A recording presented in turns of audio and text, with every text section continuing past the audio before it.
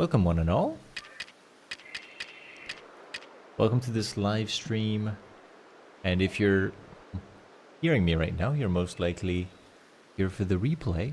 Thank you for checking out the replay.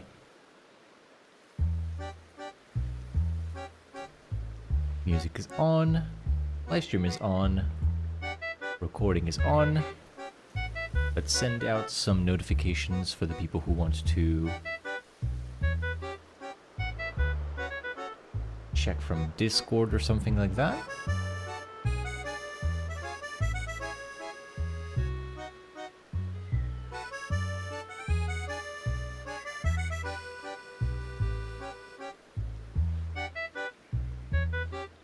Beep beep boom, booty bee doom. Beep beep boom, beep beep boom boom, beep beep boom, booty bee doom. Do do do do do do do do do do do do. Do do do do do do do. Let's see. Is it youtube.com slash Chinese Seeker Ike / live? I think that's the link.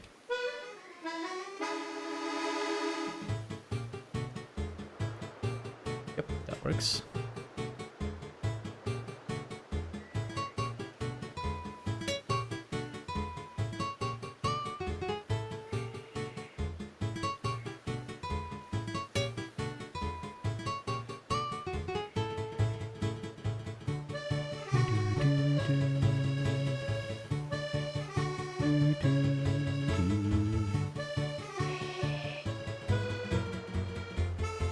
Let me get the pop-out chat for YouTube because I need to put that into my OBS. I need OBS to be on the other monitor.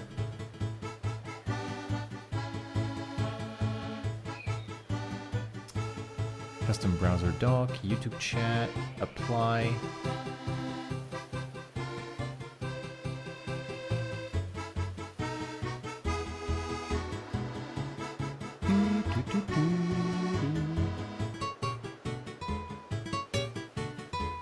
Preview here.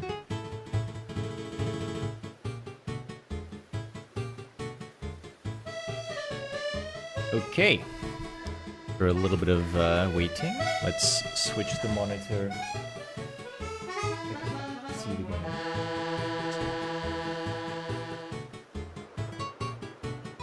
Doing a little bit of my stream setup as the stream begins instead of doing it before.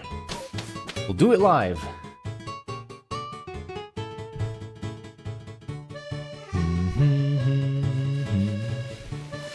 Okay, and thus begins day 5 of the hunt for Cherim. Days 1 through 4 have been uploaded to YouTube Shorts and TikTok if you want to catch up and see how I've been doing.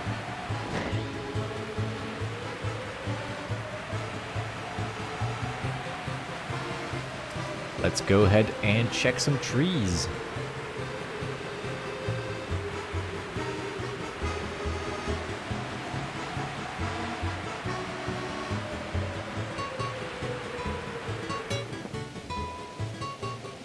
Tree number 1 and 2, no shakes, but we do have an Alpha Baniri,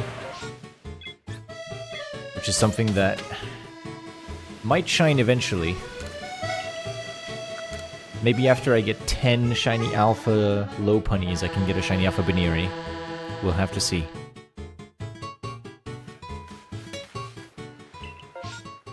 So as a recap, you can see next to my avatar, we are at 13 shiny Pokemon obtained on the route to the trees. We got a few more, technically, but they weren't, like, between the teleport and the trees. It's just me going out of my way to go to certain outbreaks.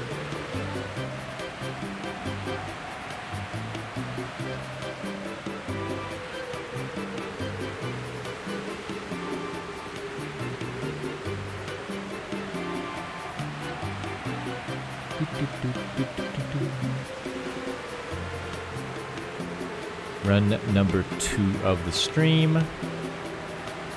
No shake at the back.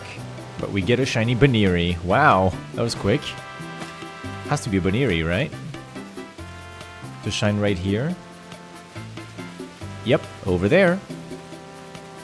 The FPS is tanking with the rain. Here's another Baniri. We gotta keep the tradition going. What's next, Lopunny?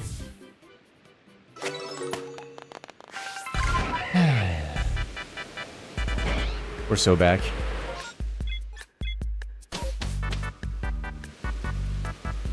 One shiny, two trees. It's another Baniri. Goodness gracious, we're gonna get so many of them.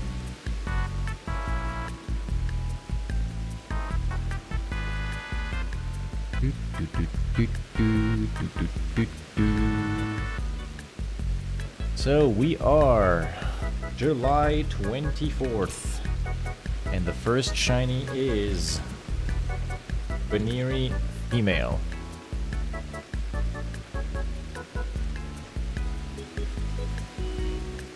Mark that down.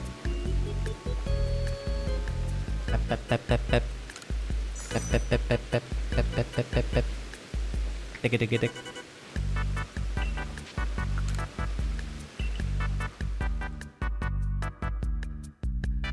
Bim bim bim bim bim bim. Bim bim bim bim bim bim.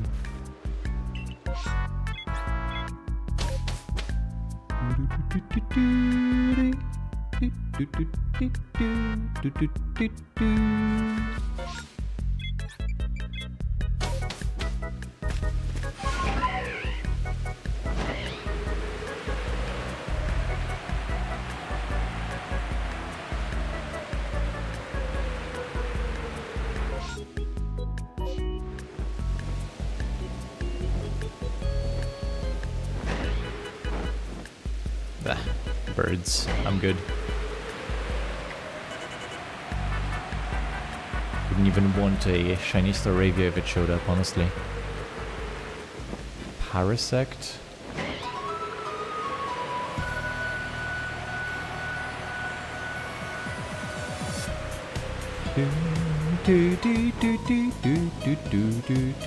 For Shake of the Stream. Gumbo, get him. It's a Cherim.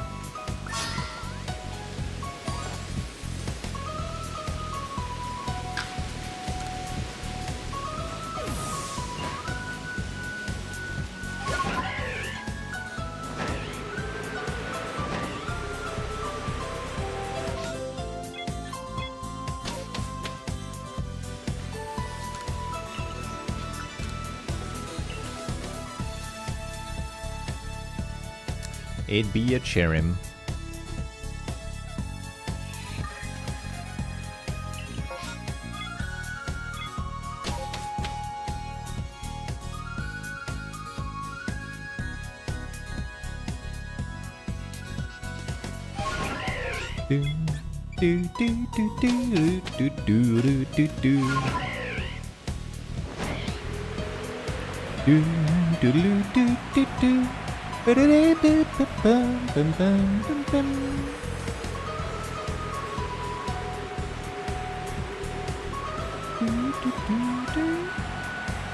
I will not even dare the high note.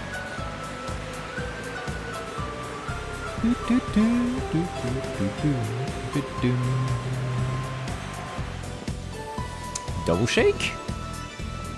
Ooh, double shake! Let me get a quick shot here. Ooh, it's gold.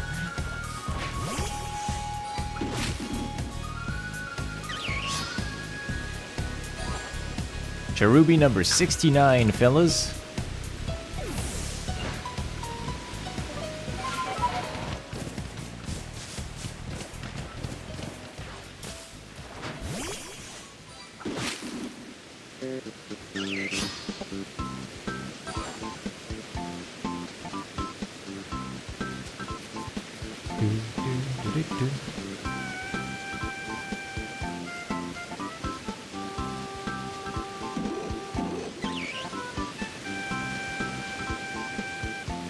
This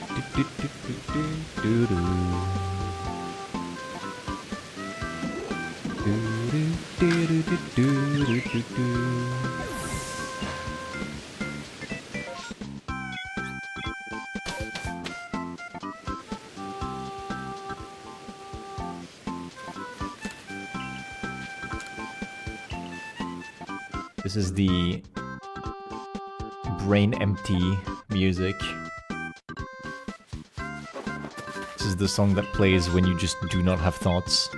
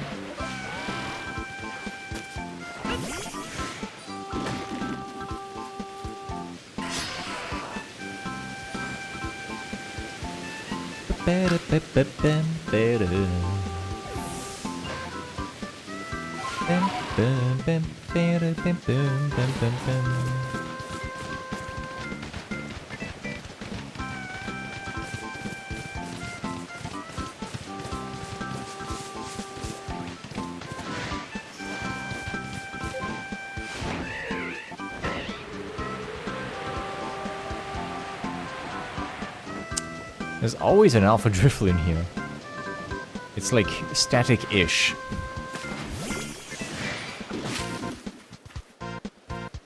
It's static, but just for me. No one else has it, but I only get this this Drifloon to be alpha.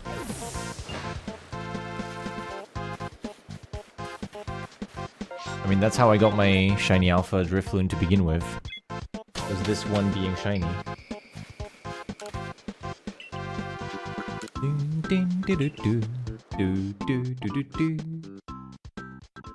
Don't think I counted the trees on that.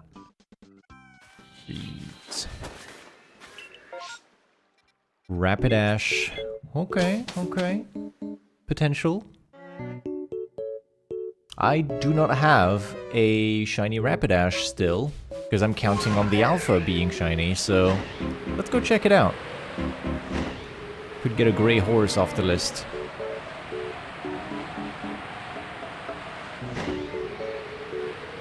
Alpha Bidoof. Alpha Rapidash here. And Rapidash 1, 2, 3, and 4 are not shiny.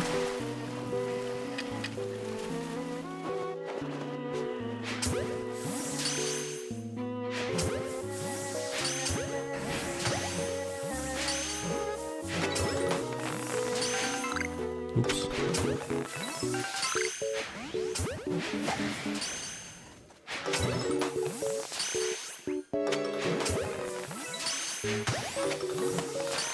There it is! There it is! Ow! This is this challenge's first shiny Rapidash. Whoa, they're doing zoomies. Wow! Right at the end of the outbreak. That's really cool.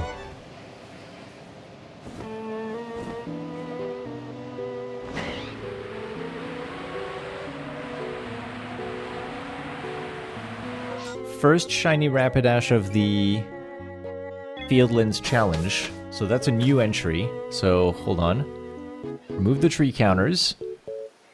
Total shinies for the challenge are going up to 71. Back to trees.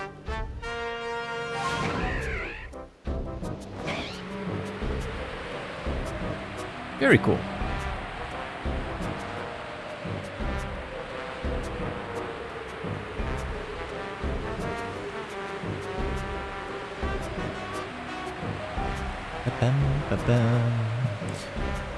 I wasn't in a hurry to get Rapidash because the challenge says I have to get the alpha anyway. So naturally, I will get a shiny Rapidash, and it will be alpha, because I have to get that static alpha to shine. So, with that in mind, there wasn't really any need for me to go and get that shiny, but it's cool to get one, because it means the number goes up quicker. Earlier, rather. It won't go any faster, because I still need that alpha, but it does go up, so that's nice.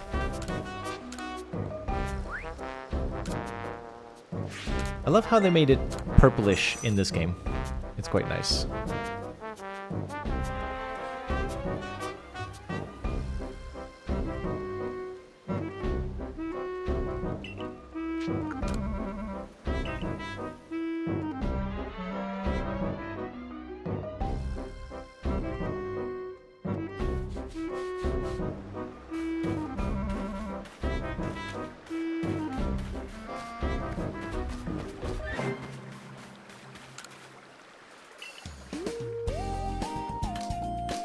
Oh yes, I love this music. This is absurd. Look at all these Baniris. Look at all them bun-buns. Give me the Rapidash. It is male. A male shiny Rapidash. Technically not on the route to the trees, so I'm not actually going to count that as a part of the counter, nor am I going to put it in the daily recap unless I'm strictly out of content for what we're about to do. But since we have a multi-hour stream ahead of us, I'm quite sure I'll have more than enough content to put into the YouTube short.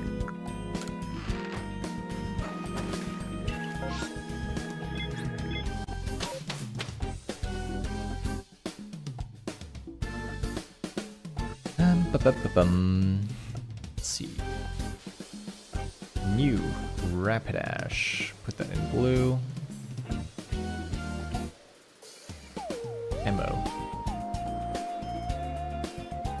From the mass outbreak, we have a Rapidash. Cool.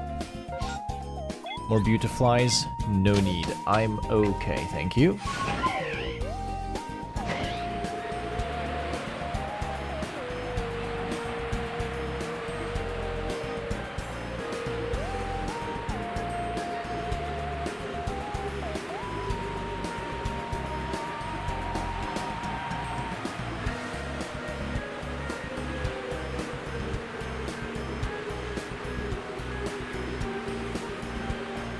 Plus 2 trees, what have we got? No shake, no shake, no bun. Let's go home. There are points to redeem things. Hello! I have placed a few new redeems so that it is easier for people to identify themselves when they come in, and so that you can redeem some stuff like hydration every once in a while. And good to see you.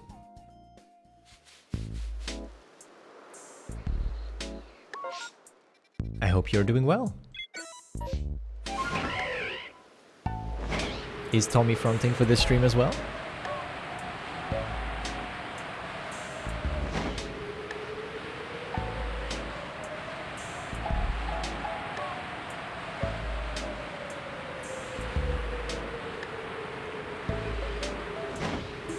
Nice to see you again, Tommy. I wasn't doing too hot last stream, that is true. And by all means, I should not be doing too well this stream either, but I actually am. The reason being, I had to do a really unpleasant thing that I will not be describing in graphic detail. But I had to like clean bugs from my couch, and there were a lot more than I anticipated, is all I will say. Bed bugs are a bitch. I hate them with all my soul and passion and heart, and it was very gross, and I'm done with it, but I actually feel like that was a victory, you know? Like, I didn't get all of them. I couldn't. There's a lot. But any amount of them that I have removed, it feels good to have them out of my life, you know? So, I'm streaming as a reward to myself, to distract myself from the horrors. And, I'm happy that I was able to do a little bit of something for myself, because for the past few months, I've felt paralyzed about this problem, and I let it ramp up and quite literally grow out of control. But today I cull them. I cleave the population.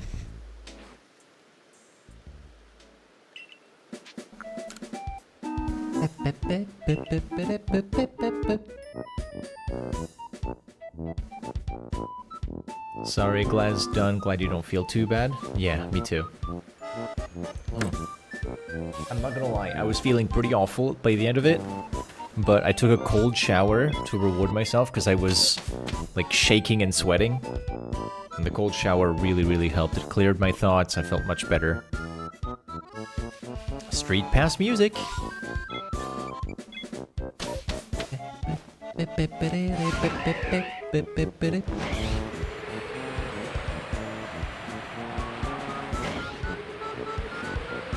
The year is 2077. You are the last person on Earth, or so you think. You get a street pass. Your DS lights up.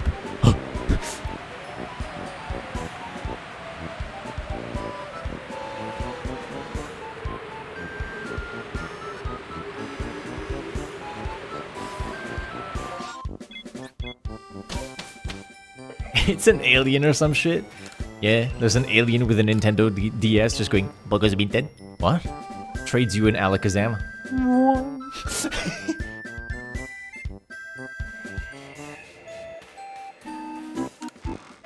We all need to go outside, Tommy. We all do.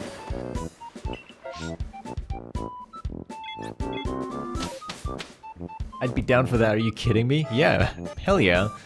If I meet an alien civilization and they're into Pokemon, we're becoming best buddies. I am running the diplomacy mission on behalf of Earth.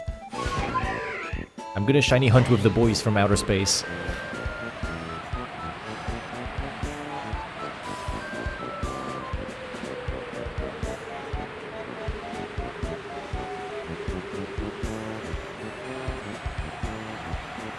In case you haven't seen, I've posted a recap of my previous finds of day 4 of Cherim hunting on my YouTube and TikTok. I actually made a TikTok to post the YouTube shorts on there as well. So I'm just going to plop a YouTube command in chat. I should add one for TikTok, actually. Let me do that real quick. Nightbot. Nightbot, new command, TikTok. And what would be my TikTok? It would be at ShinySeekerIke.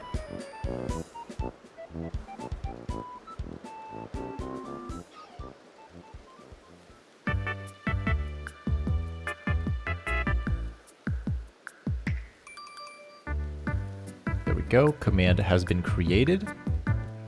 I don't know if you use TikTok at all, but I will also have this up.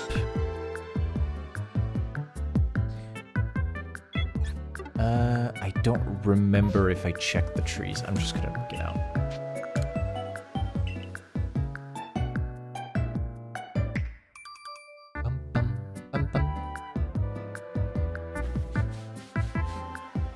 So I've posted my recap of day 4, and let's just say it's a repeat of a repeat of a repeat. I'm finding the same things over and over again. I am going to go crazy. I did find a really cool shiny though on day 4. And it wasn't the shiny Alpha Lopunny.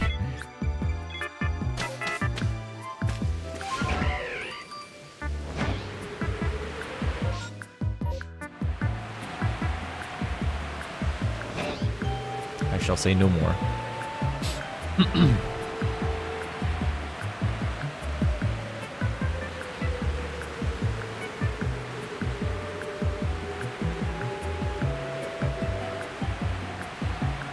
You think I got 2 Lopunnies recently?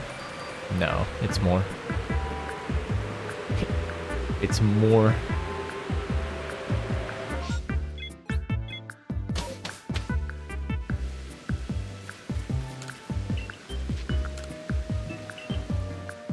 We shall look after stream. I was thinking of blasting the stream with YouTube Shorts during the ad break. That'd be funny. Like, ad break, I press a button and it just goes down all of my YouTube Shorts for 3 minutes.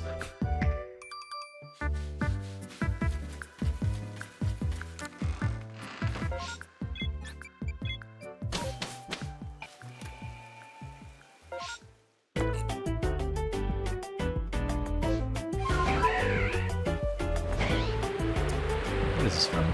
From Dachi Life?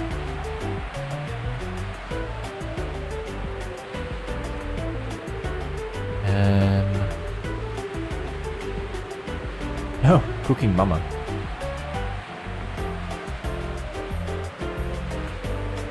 Cooking Mama 4.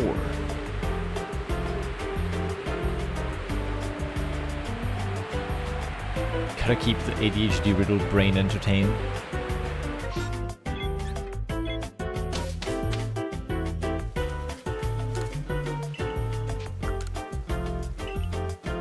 Instead of Subway Surfers, you put some Pokemon gameplay, but equally like brain rot somehow. You put one of those Scarlet and Violet gym challenges with the emotions.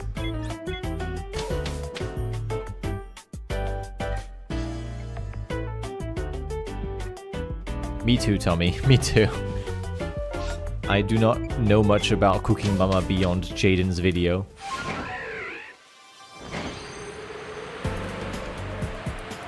I have a feeling the music might be a little loud. Hold on. That should be okay.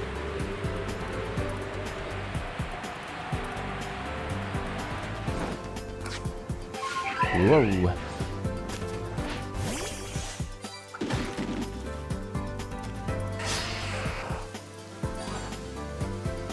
Fun but a bit hellish is the perfect game.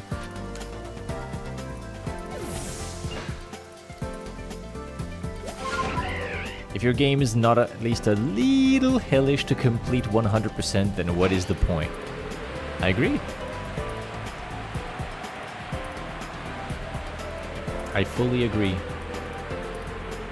You need a little microdose of complete hell. That's what keeps you on your toes when you're going for the full completion. It's like all of the casuals, they finish the game and they leave. And then if you're still here... sorry. Yeah. If you're still here after all the casuals left and you're actually interested in the 100%, then that's when the developers stop holding back.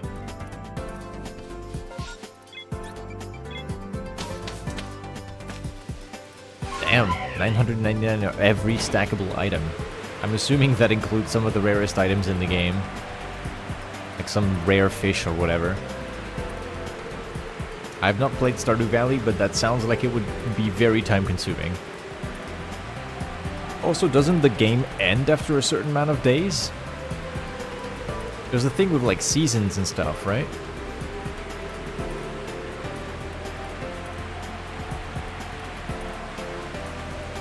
Another alpha bun.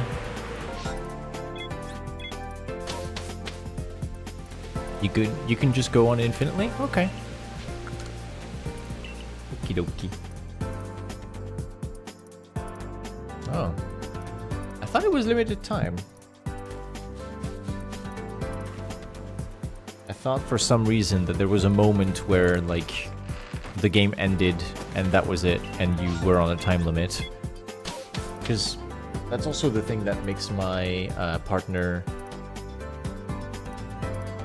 a little bit less inclined to play Stardew Valley, is that there is time limits on things. Like, there's times of day you can go and talk to people. You can't talk to everyone. You can't entertain every single relationship at the same time. You can't, like, do whatever you want because there is a threat of time.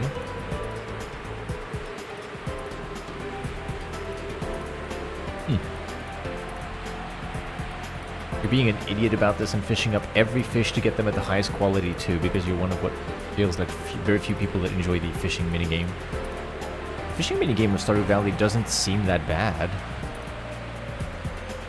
It's like the bar that you have to like drag up and down a bit. It doesn't seem that bad.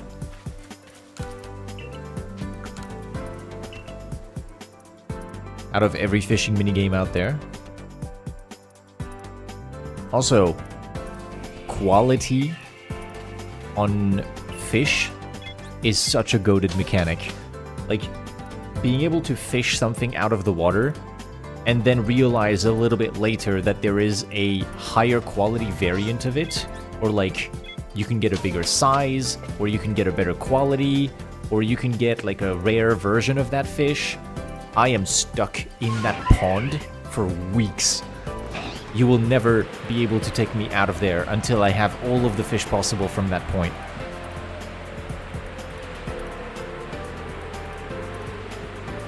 Fishing minigames have a grip on my soul.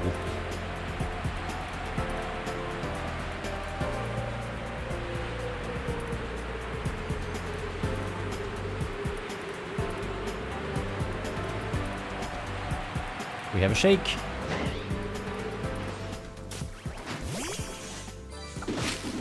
Cherubi.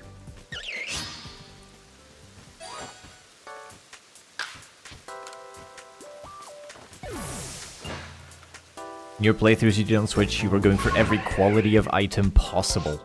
Oh. I remember that in Final Fantasy XIV, you could fish high quality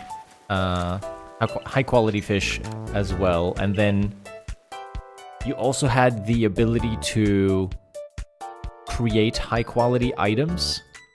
So like if you're doing any craftsmanship job, any kind of crafting, you have the opportunity to have a high quality meal or item or whatever it is that has bonus stats and bonus sell value.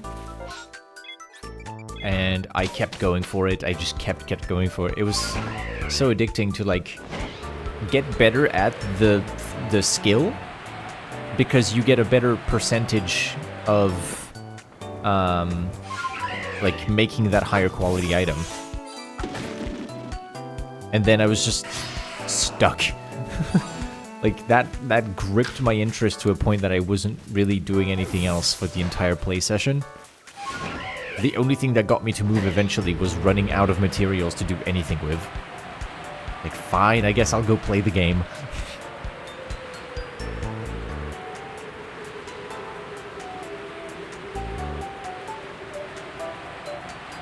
That's how you control stress. You play Stardew Valley. I see. Shake, shake, shake.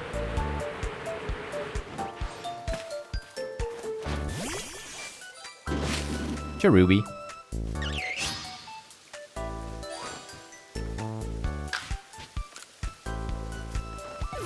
You enjoy the routine and the stuff of Stardew. It offers a sense of control that you appreciate a lot. I see.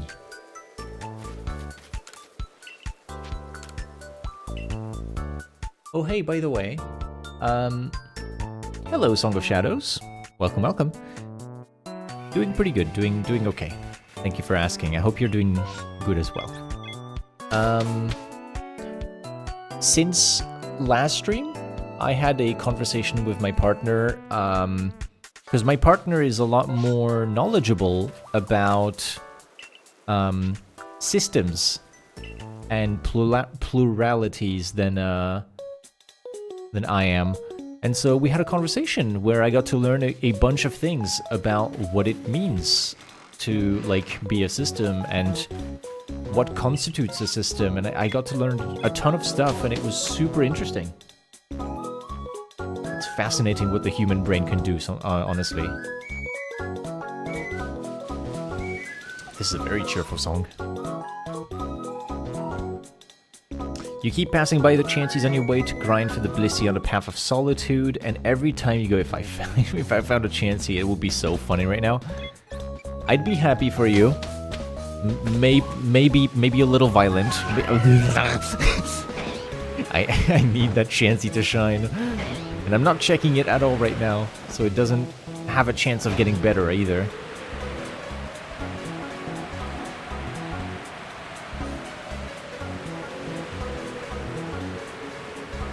But yeah, I got to learn a ton of things about systems, about the various roles within a system. It was very interesting. You get timed out like I did with the EVs, yeah. Hey, I got a shiny Chansey. Kill. Not allowed. Not here. Oh, by the way, no one was in chat when I got it, but I did get one more. This stream, I got a new entry for the challenge. I was able to secure a shiny Rapidash in a mass outbreak. It's not a Pokemon that I'm actually hyped to get, because Rapidash is one of my missing shiny alphas. So it's not the shiny alpha, this one. This is a mass outbreak of Rapidash. So I got this. I went and checked it because it makes the number go up, right? So if I go into my total shinies, I'm now 71. It's a banger shiny. I agree. It's a really good shiny, especially in this game, because it's not gray, it's purple. It's like a deep purple. It's really cool. This song is like demolishing my brain. Okay, good. We're moving on to the next one.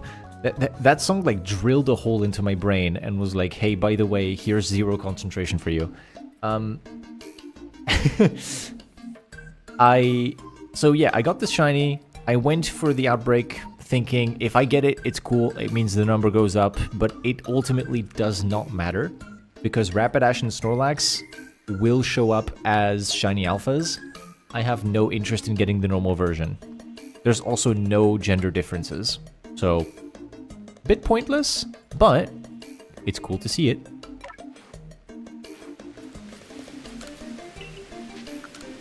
This one's so brain rot core, I agree. Like, the thing that comes to mind with the song that was playing just before is there's a video of a cat just being completely still, but the video is cropped at the cat's forehead, and then instead there is another video on top of the cat of someone putting whipped cream in a little spiral above the cat's head. This is just how it feels. It just feels like the brain getting replaced with whipped cream.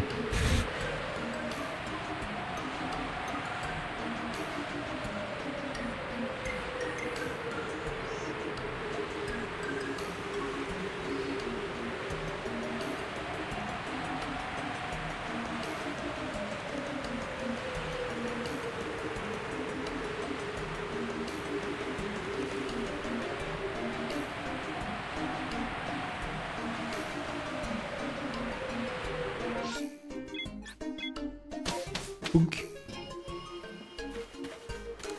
No thoughts, just fluffy sweetness. That's me with my partner. Oh, Daniel, hello. I'm sorry, I didn't see the YouTube chat had a message in it. Hello. From YouTube. I'm talking with people from the Twitch chat, but nice to meet you, Daniel.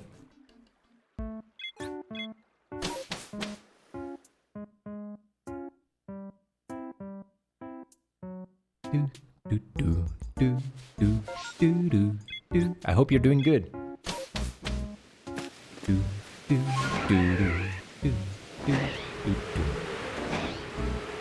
Here we go.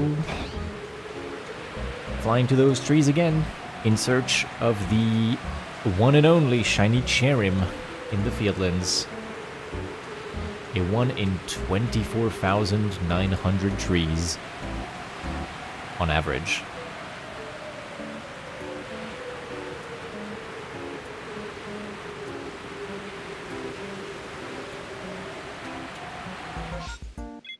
Nothing here.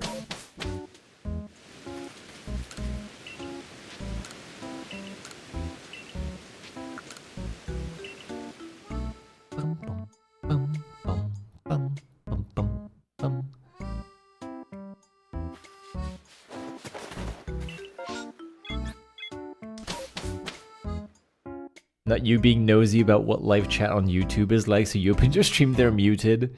Yeah, that's because I don't have chat on my overlay. If I did have chat on the overlay with YouTube and Twitch combined, then it would be a lot easier to follow along, but I've not set up... I like this song is cute. I've not set up the multiple chats into one source thing, because I would have to sign up to like a service called Restream or something. Even if it's free, I just couldn't be bothered to make an account.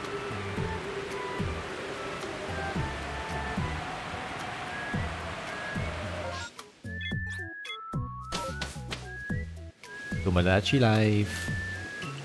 Imagine it would be a pain to set up. Having the chat on the screen is not so bad, because you could do that with Streamlabs, for example. So you just get like a little widget that you place on the screen. The problem is combining YouTube and Twitch at the same time.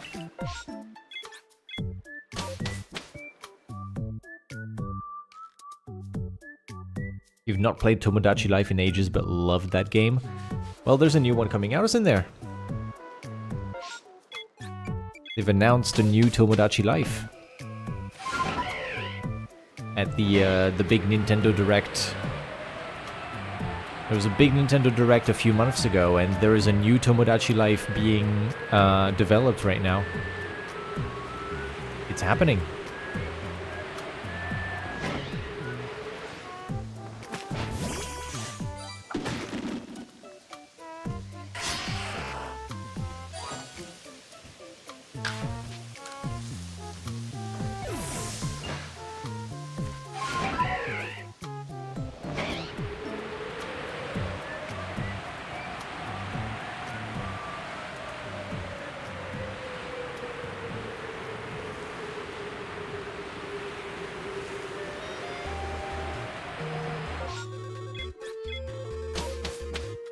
Eight-year-old you is jumping for joy.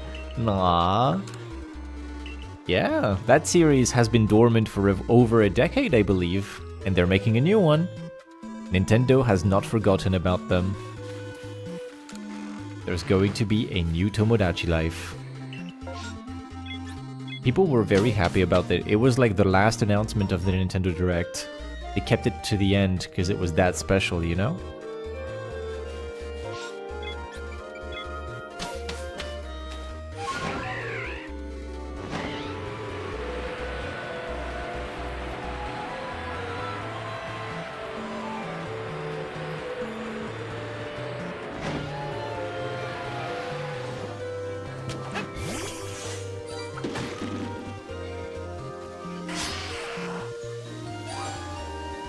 By the way, I am checking rocks for shiny Geodude. I don't need to, because I need Graveler. And if I'm not allowing myself evolution, then I don't need to check the Geodudes anymore. The entire route is only going to have Geodude, not Graveler. We have a Shake! I gotta hit it from the right side, because otherwise it might bug out. Cherubi. They did forget about Pokepark during the last presents, though. You weren't hopeful for it, but if they ever announce the Pokepark 3, you will be exploding out of excitement. It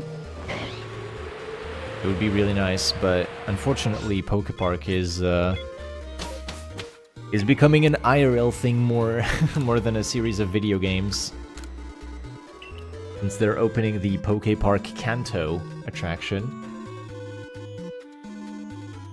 It seems like they looked at the name of Poke Park as a series and were like, how bothersome. This video game is taking the perfect name away from our Disney World. We're just going to yoink the name. It's like... It was already dead, and then they just desecrated the corpse. They were like, okay, let's just rip the name out of this thing now. I'm gonna use it for other things. Terrible. Terrible, terrible. Poke Park was fun. I wish I had the Poke Park Wii game again.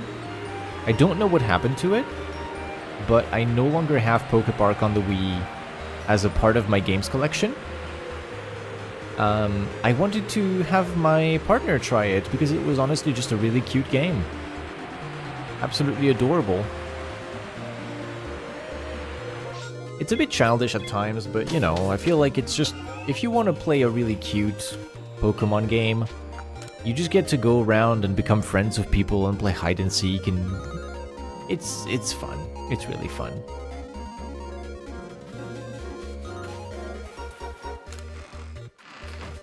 Is the music okay, or is the music too loud? Let me know if the volume is a little too much. Poke Park was so fun. I think it was like one of the first games you tried to 100% before you even knew what 100%ing was. I did 100% it as well. I was stuck for a while because when I tried to go for the 100%, the final Pokemon that I had not found, I believe, was Murkrow. And I was like, I can't find where this Pokemon is. I don't know what this Murkrow is, like where it is. Turns out it was just hiding inside of a tree by the Haunted Manor. Like outside in the courtyard. I had no idea. I was like, oh, you can interact with the tree and then it comes out of the tree? I didn't know. So I did that, and then I got the 100% completion on Poke Park. Time to make an atrocity of a sandwich in Scarlet Violet. I wish you taste? I don't know. Can I wish you luck instead?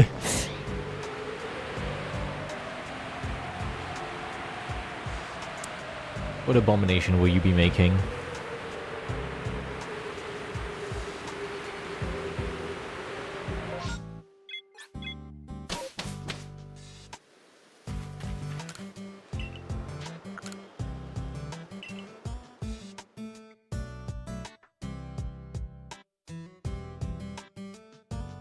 You played it before speaking English properly, so you were pretty lost, but you don't think you ended up 100%ing it, but adored the game.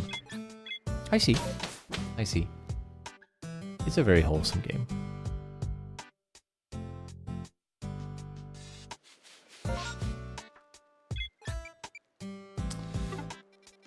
I will go check out the Zubats. For one reason only. I don't actually care about getting another shiny Zubat. I just want the off chance of possibly getting a shiny Alpha Zubat. I just think it would be very fun.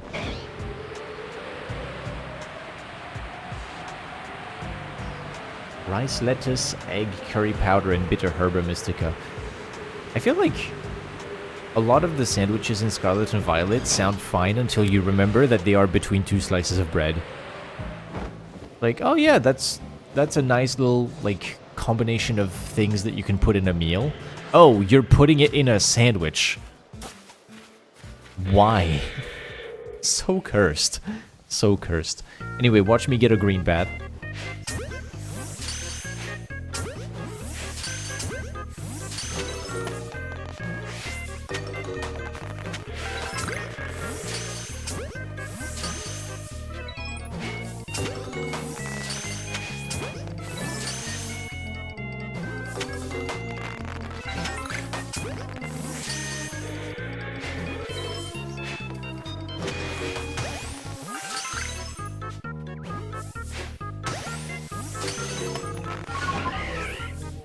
Never mind. No bats will be green.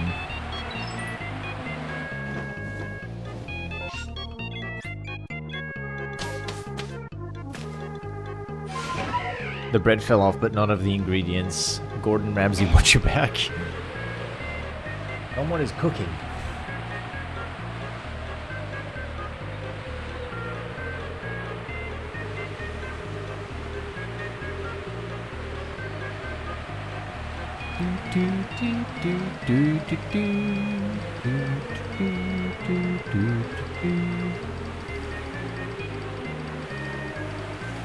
No shakes.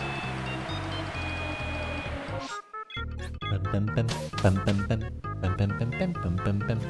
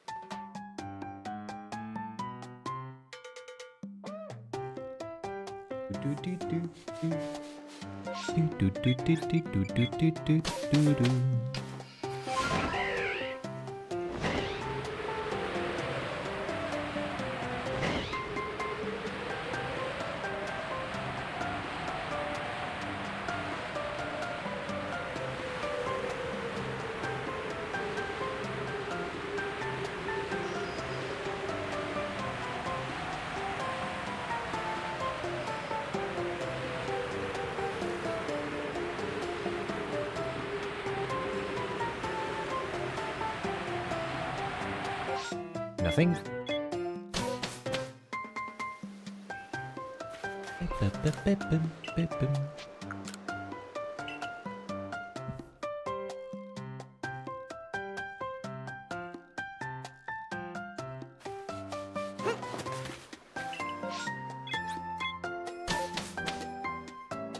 Hello, the Miss L.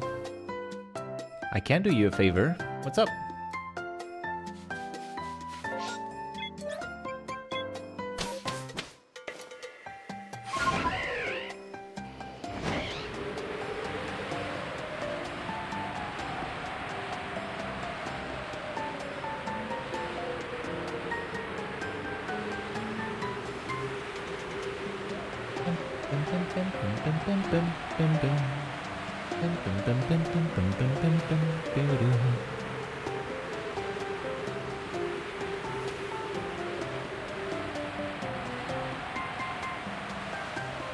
We gotta shake. Cherim!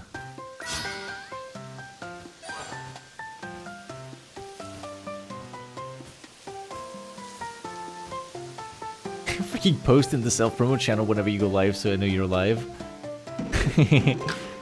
I'm sorry. I get a little bit lazy with my go live routine. I just show up on stream and I tag people on my own Discord, which is like 3 people. But I should do that, you're right.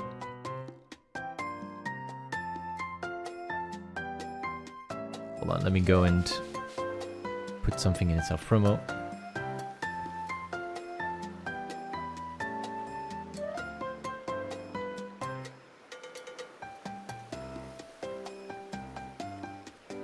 Here we go. Exclamation mark Discord for the server link. Let me do that for you.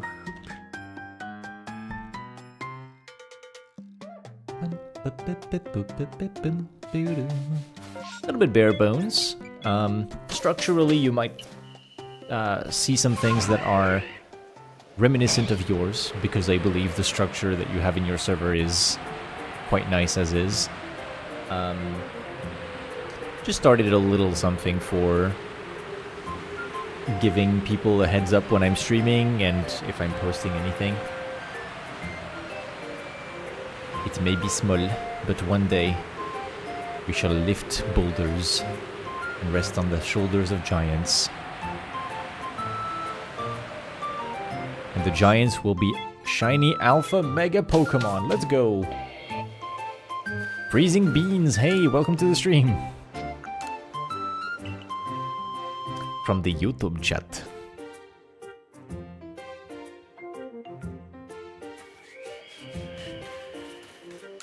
Shiny Mikia, thank you very much for the follow. Welcome to the stream and to the survey core.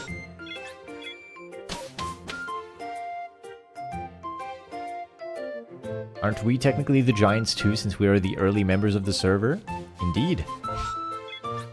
But how do you rest on the shoulders of giants when you are the Giants? This sounds like a very convoluted way to rest. How many of you missed? On YouTube, not many, because I had a bit of a struggle understanding how YouTube's streams worked. So you haven't really missed any YouTube streams. The Twitch streams I've been doing more frequently than YouTube.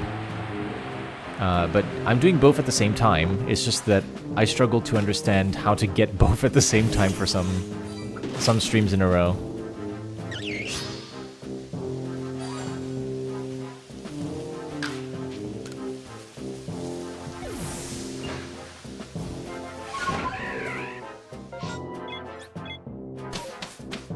For anyone who is joining the stream right now, my name is Ike. I'm a shiny hunter, primarily hunting in Hisui in Pokemon Legends Arceus. I'm on a challenge right now to find every shiny in the first map of the game without evolving any Pokemon. This means that there is a pretty difficult hurdle for me to find, which is shiny Cherim, but that I have to find inside of a tree.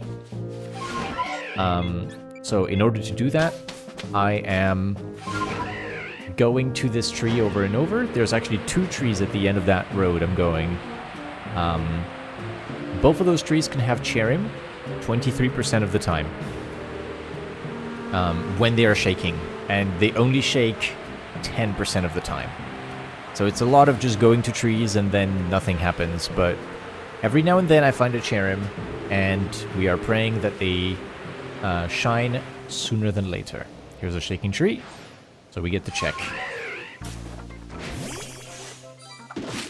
It's a Cherubi.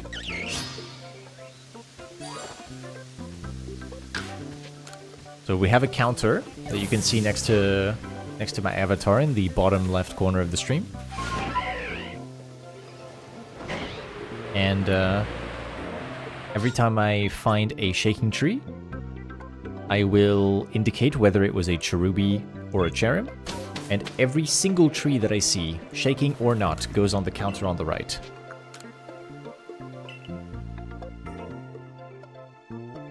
You found a bold Capsicid. No mark. Congratulations. With your abomination of a sandwich. Congrats. You gonna find a second one, maybe? Try and get the Scovillain.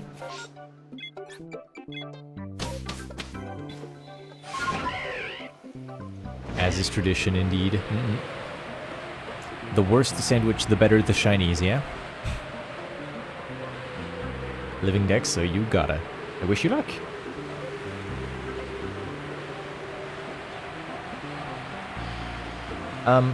Also, for the people who joined my Discord, I don't have a bot to give the role for the live alert. If you want to be alerted when I go live, just let me know, I'll give you the role manually. Until I have a bot set up, it's a little easier that way.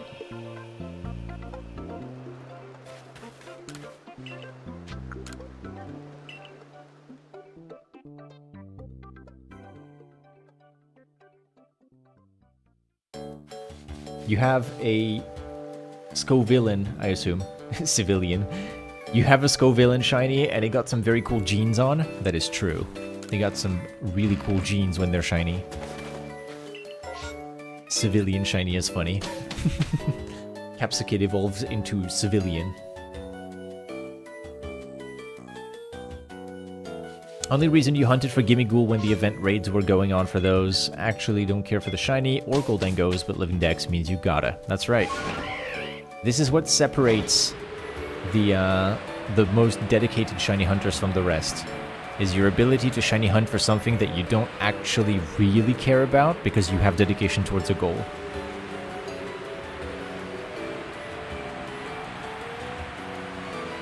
Persevere. Grind through it all. Treat shiny hunting like a job. Oh no.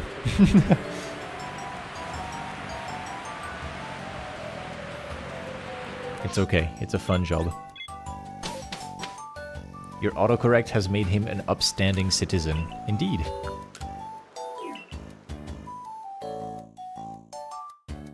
Maybe Sko villain, but what about the Sko hero?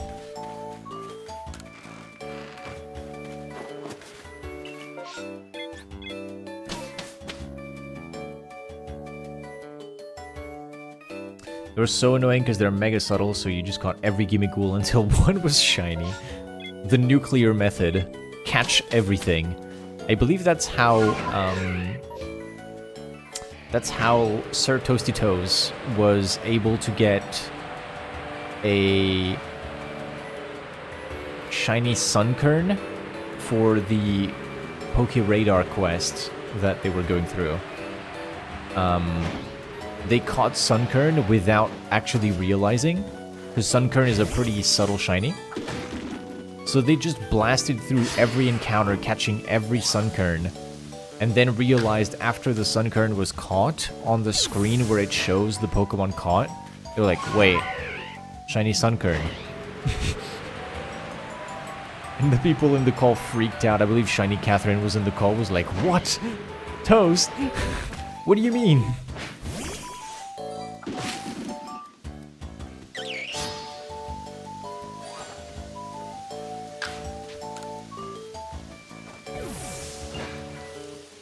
Oh yeah, no, Sunkern is more noticeable than Gimmighoul. Gimmighoul is atrocious.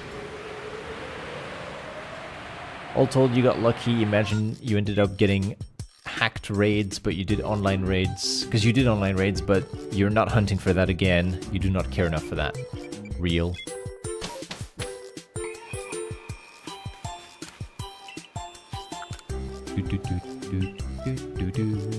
To the YouTube chatters, we have Twitch chat wishing you well and hoping that you are all doing well and tending to yourselves. Heart emoji.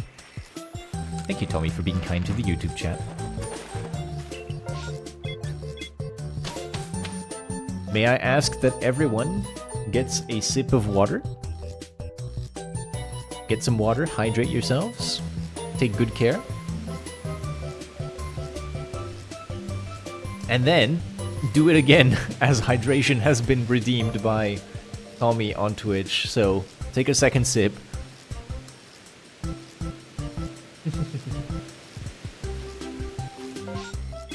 And YouTube chat wishes you well back, Tommy. Freezing Beans wishes you well, to be specific. Oi! Shiny! Oh, it's a ducky! Yes, I love this shiny. He sparkled twice. Look at this goober. I love him. He is perfect. She is perfect. Sorry, ma'am. Look at this.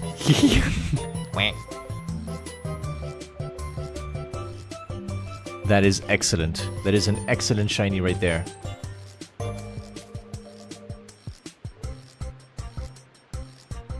A certified silly.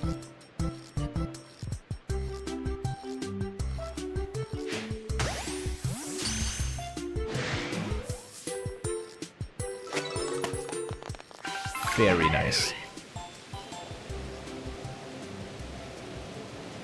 And we get to press the button that we don't press all that often on this challenge, making the shiny counter go up from 14 to 15.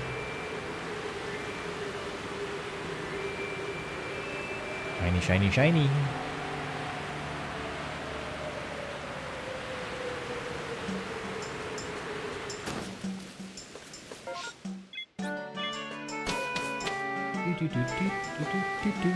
Two more trees with no shakes.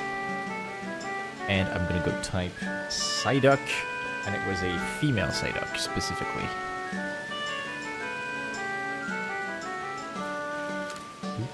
Oh, wait.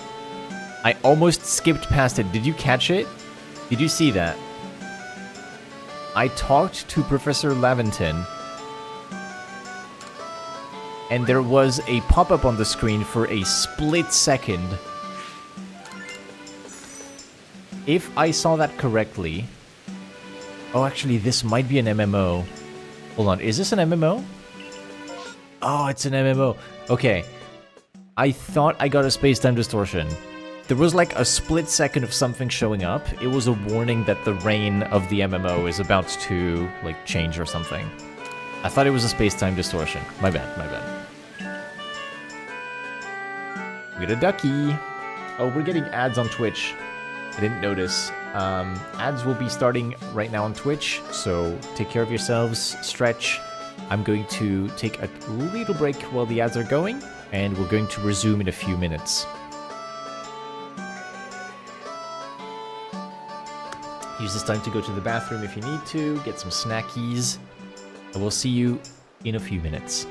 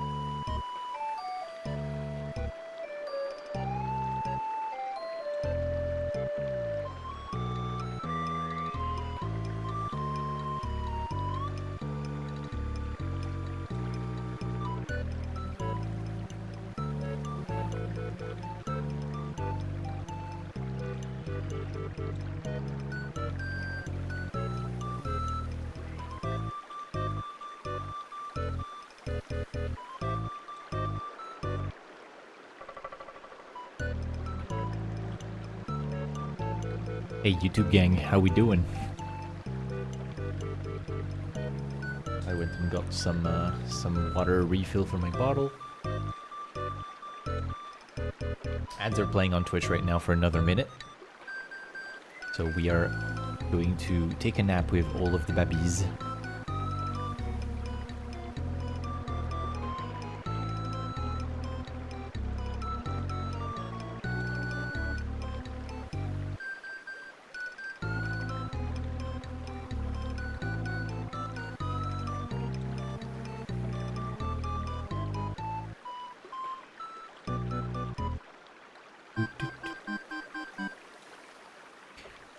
You snuck past the ads? Illegal.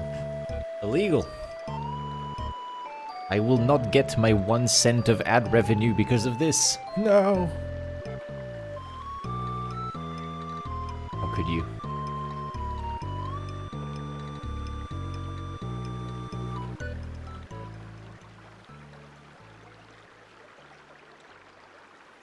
Perfectly orbular.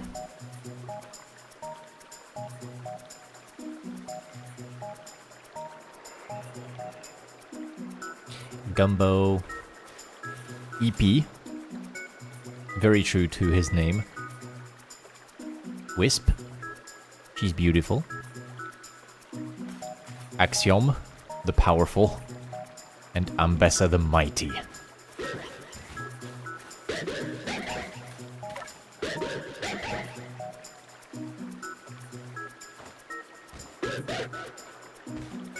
Alright, gang.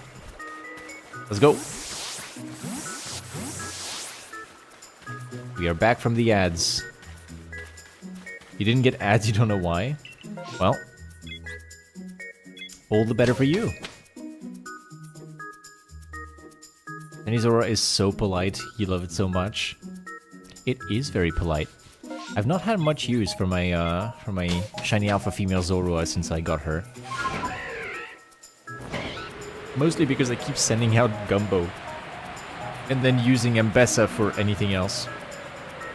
Mbessa and Axiom are the muscles of the group, and then Gumbo is the mascot of the party. I occasionally send out EP to check some trees for me. Wisp hasn't really been doing all that much as activities. Sometimes she can be useful in dealing with ghosts outbreaks. But she is, she's a little bit in the back compared to the others. EP and Wisp sit there and look good. They do.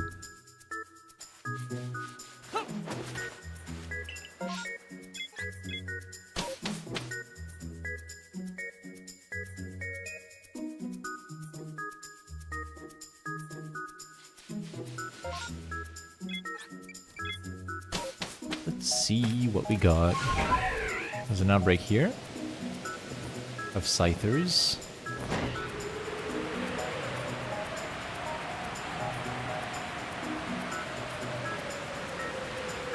When there are massive mass outbreaks, there's the possibility that I fly over a outbreak of Golbats, and that's the one time I will actually stop and do the outbreak. Golbat, if you're new to watching me do this challenge, is the only way that I can get to meet Crobat in the Fieldlands. I need to have an outbreak of Golbats, and I need them to have a evolved form Crobat spawning, either via a second wave or just being there in the first wave by luck. And then I need that to be shiny.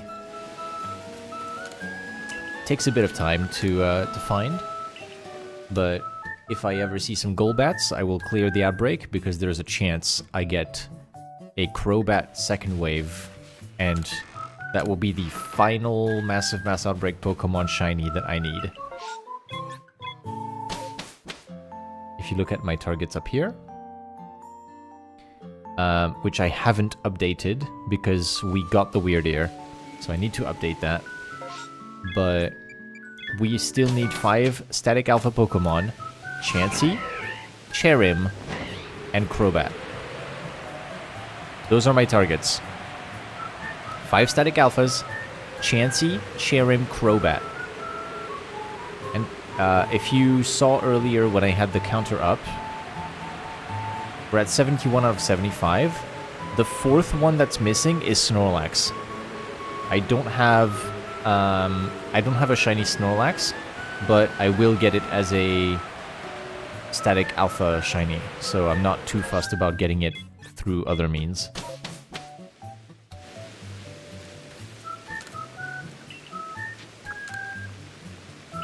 Can you permute non-second wave outbreaks in MMOs, like how Miss L was permuting the Eevees? Yep, absolutely. You can, but there's not really a big reason for me to invest the time to do that in a Golbat outbreak. Because if it doesn't have a second wave, then the chances of seeing a Crobat spawn instead of a Golbat are like maybe 1 in 10 or something. It's really not that worth it.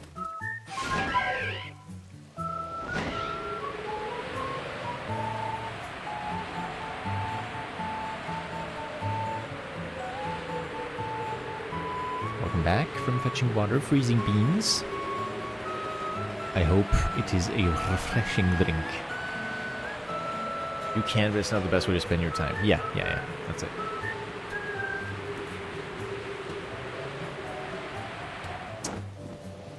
No shake. No shake. Plus 2 trees. And no alpha low punny. We are good on those. Vegas water is rather odd. Oh no. Is the tap water not safe to drink? Do you have like a filter or something?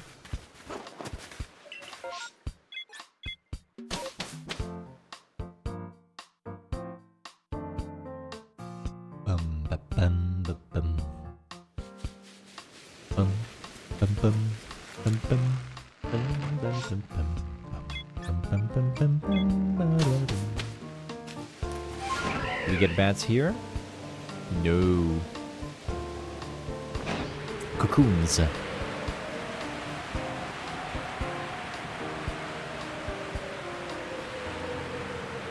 might want to save before checking whether there is a gold bat outbreak in MMOs during the using the Aguav berries. I don't know if it's worth doing when you're hunting for one outbreak. Technically, it could be, because, you know, if I find it, then that's cool. I can just get that out of the way. But it would slow down my Cherim search quite tremendously.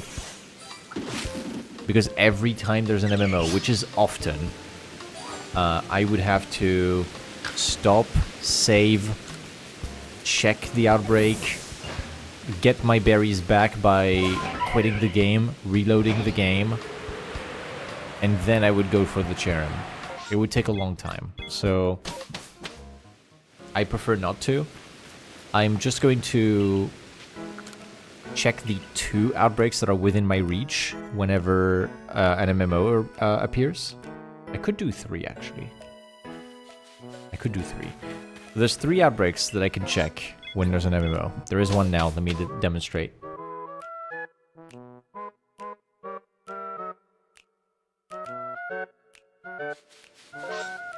Oh, none of them appeared. Okay. So there's one behind Grand Tree Arena that I can see pretty easily. There's one where the Psyduck was in the river. And then there's one on the beach over there. I can check all 3 of those from Grand Tree Arena. So I'm just going to fly around those. Probably get a lot of shinies through that if I do it frequently. Because you check the first 4 spawns of an MMO. Like, they're still really good odds with shiny boosted rates.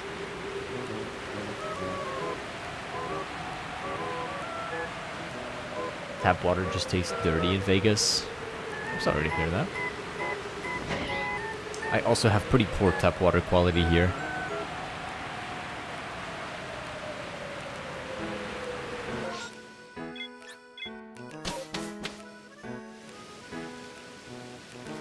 It's like 1 in a little hundred, under 200, right?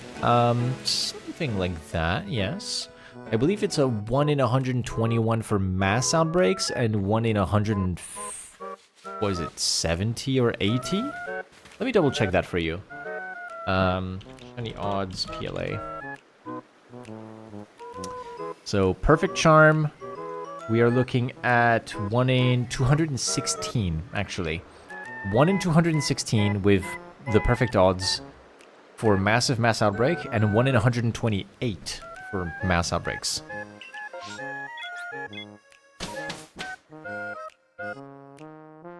Hello, Harris. How excited are you for Pokemon Legends EA? I personally am stoked for another game like PLA. I don't know how PLA-like it is. I'm reasonably excited for ZA because I've now heard that alphas are coming back, which means shiny huntable alphas are making a round too. And that's really exciting.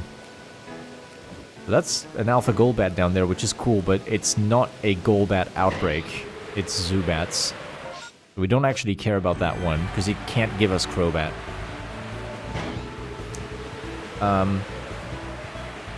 I wasn't that excited about ZA initially, because I was scared that and I still am, I'm scared that the city areas that you get to catch Pokemon in, the wild areas they call them, I feel like they're so small. Like, PLA has all of this as your playground, right? The wild areas that we've seen are the size of this island. And that's where you catch a Pokemon. It's like one route, essentially. It's a route of any other Pokemon game from the previous games, right? I'm a bit skeptical that it's going to be fun to shiny hunt on such a small area. Let's see, just checked. You only have a 45% chance of getting a shiny at all from doing every permutation on a 10 spawn single wave MMO. And less than a 10% chance for each spawn in a Golbat outbreak to be a Crobat. I see.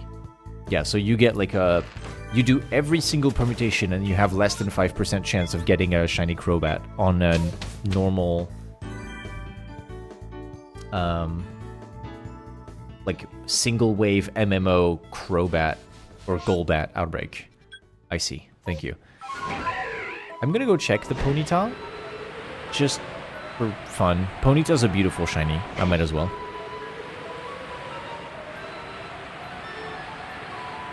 I love Mario Galaxy music. It's so good. I get to check the Rapidash. Please, please, please, please. Nope. And the Ponyta. Nope. Yeah, thank you for checking. I appreciate that.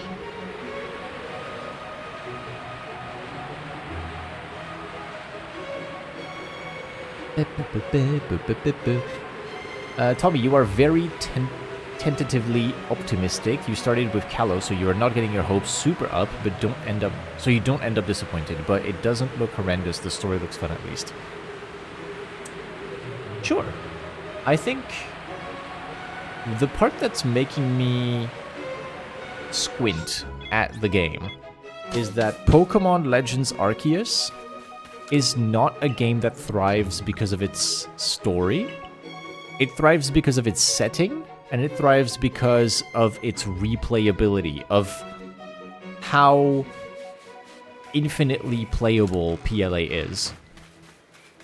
Other Pokemon games have a main story, post-game content, and then the only way that you really keep playing the game is to either face the Elite Four infinitely, or you shiny hunt.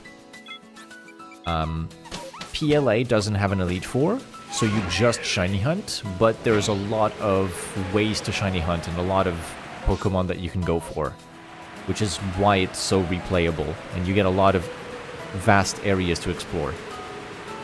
ZA seems like it's going to have a story, possibly post-game stuff, and we don't know how shiny hunting is going to work in that game. So it's hard to make a judgment yet on how it's going to look. I'm not getting the biggest, like, good vibes out of it, because ZA is going to have these, like, confined areas within the city for you to go to, which is probably going to be, like, you go to this street corner, there's this area where you can catch 6 different species of Pokemon, and then once you've completed that, the only thing that you can do is, like, hunting for the alpha versions, maybe, and that's kind of it, right? One of your favorite parts of PLA is perfecting the Pokédex, and it doesn't seem like ZA is going to have that. Yeah, I hear you. Also, hello, Kotamato. Welcome to the stream. Yeah, perfecting the Dex is something that people either loved doing or hated doing in this game. For a good reason. It's a task list, and some people are not really wanting to do homework when they're playing this game. But research is a huge aspect of PLA, and PLZA, despite having the Pokemon Legends title, seems like a pretty big departure from the themes of PLA. You're now in a completely different setting. You're not arriving as a sort of pioneer looking to research into these Pokemon. You're just here to make sure the city is safe. So we're gonna get a different perspective. You get to maybe research into this rogue mega phenomenon, but I don't think it's gonna go much beyond that in terms of what you find.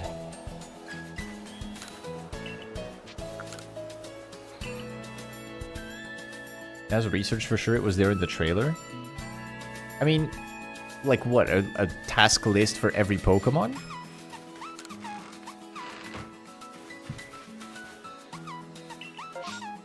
Nice, Tommy, you got a shiny Bramblin. Congrats! Congrats.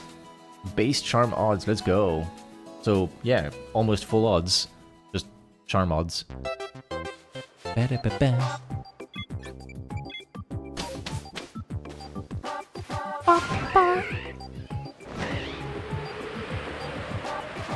It showed research being completed when they defeated a Mawile. Oh. So in the recent Pokemon Direct, or Pokemon Presents, we saw research when they were catching that Mawile on the rooftop. I did not pay attention to that whatsoever. Hi, baby. Hello, Ash.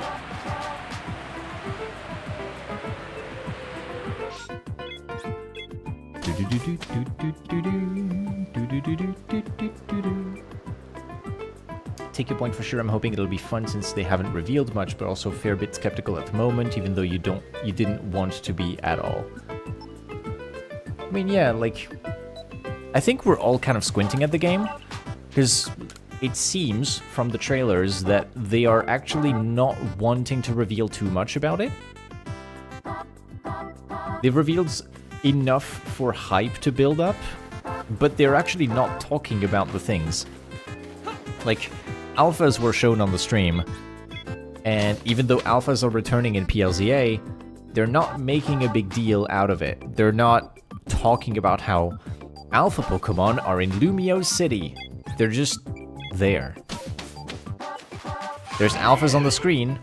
If you know PLA, and if you know what an alpha is, you get hyped for it. If you don't know what it is, that's just a big Pokemon with big eyes and they're red. Okay.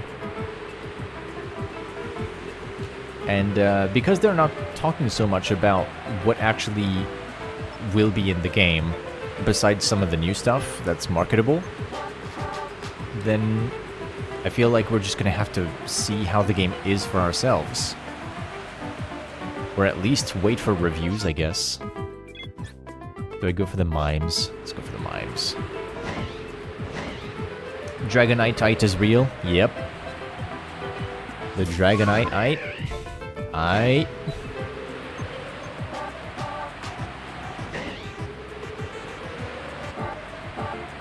You're absolutely game for research tasks.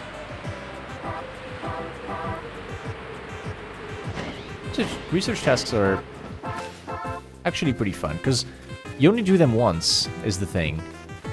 Because everyone's like, ugh, research. But it's content that's not infinitely repeatable.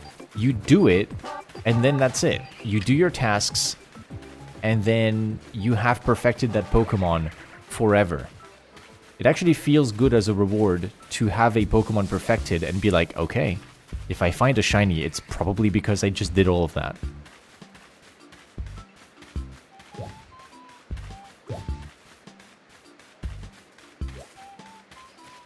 Spawn of Satan. Let me catch up with chat. There's a lot of messages. Everyone's really hyped about ZA, or at least hyped about talking about it.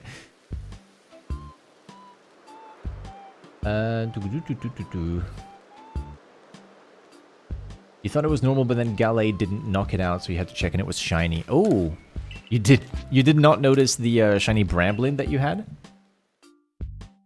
I don't know how subtle shiny Bramblin is. Isn't it like a sort of grayish instead of its normal yellowish tones?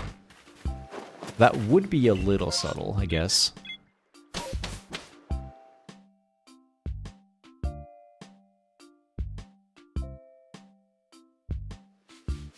You were watching Blue Vector and someone suggested it should just be called Dragonite. Dragonite. I think it would be really funny if they did that, even though I don't think they will. Yeah, that would make things a little confusing, but it would be funny. Reverse it, Ite Dragon. Oh no, that one is cursed. I don't like that one.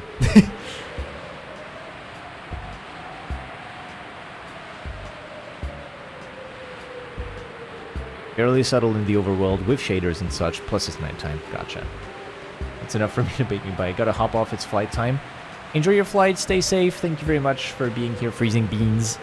And now that I know how to make YouTube streams work, I will be pressing the buttons more often. So you get to see me more often on YouTube. But thank you for being here.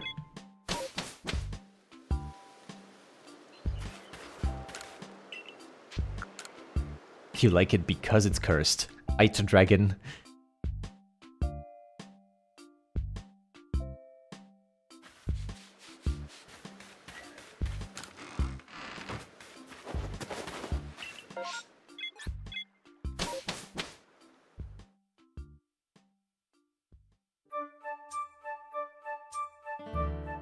Just double check the presents and can confirm that there are research tasks. Catching Mawile was research task 4 out of 6. Or maybe like catching 4 out of 6 Mawiles. Very cool. Move to YouTube for a moment to wish the person a good flight. Icarus King is just our YouTube account. Gotcha, gotcha.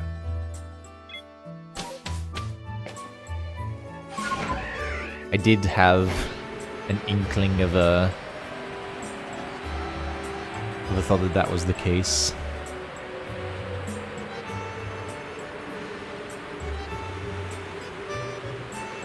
Hope everyone is having a pretty cozy afternoon, or morning if you are in...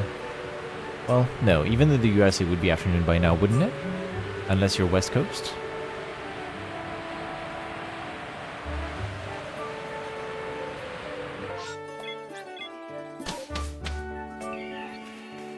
You enjoy the research task for the most part, but it's like spreadsheets for us. Can't do too many of them at once or we get burnt out. I see, I see. A little bit of homework. Afternoon for East Coast, morning for everyone else in the US. East Coast is where most people watch me, I would assume, given my European schedule.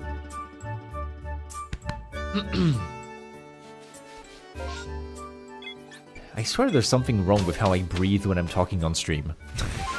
Like, I always end up with a bubble of air in my chest after I finish my sentences, and I'm like... Can't breathe properly. What am I doing?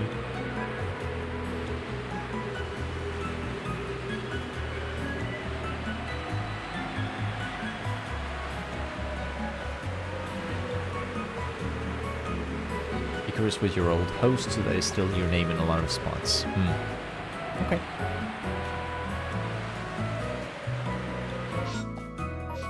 Let's go check the Chimchars. How are the Chimchars? Do I get a pink monkey?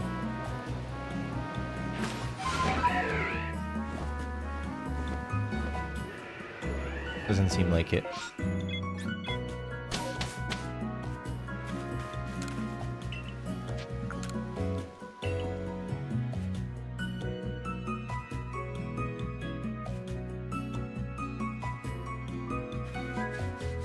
Monkey could apply to iPod as well. That is correct. I've had times where I went to the island like, I'm gonna get a pink monkey, and it's gonna be the wrong one, isn't it?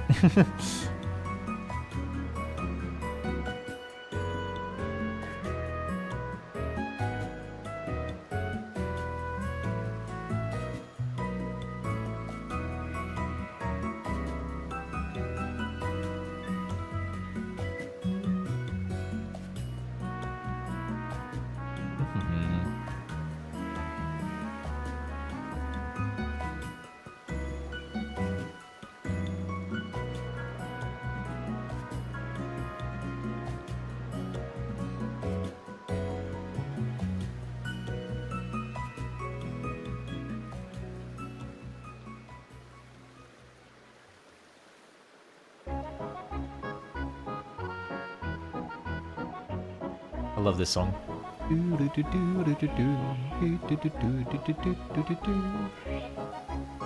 Hey guys, prediction on Twitch side. Just did a little prediction. I figured why not.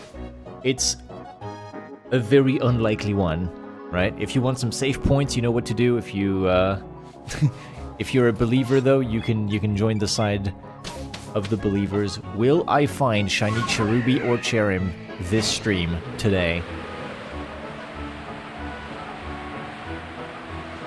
Yes or no? I will not hate you if you choose no. It is very unlikely that I find one. Very unlikely.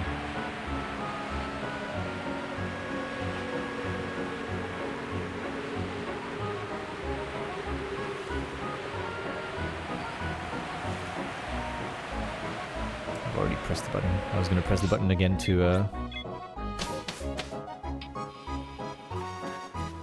get more trees in there, but I don't need to.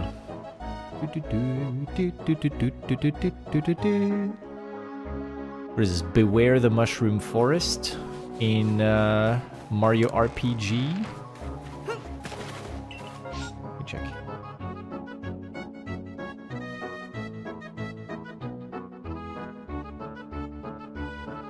Where is it? Where is it?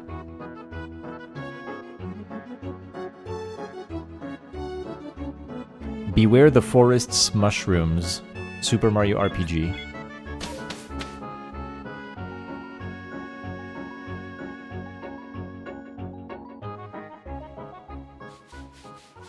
You have not found a marked shiny yet. It will happen eventually.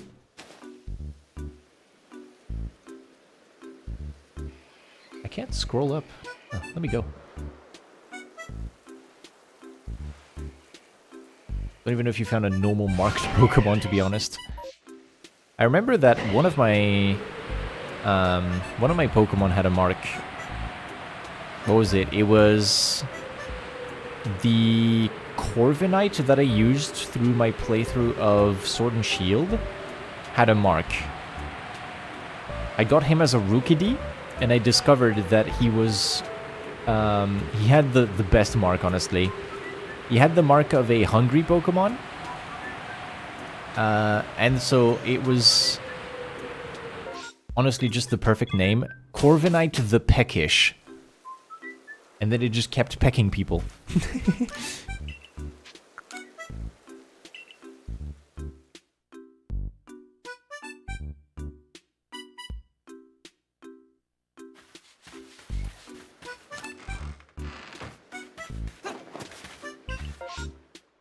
Paneri? Really?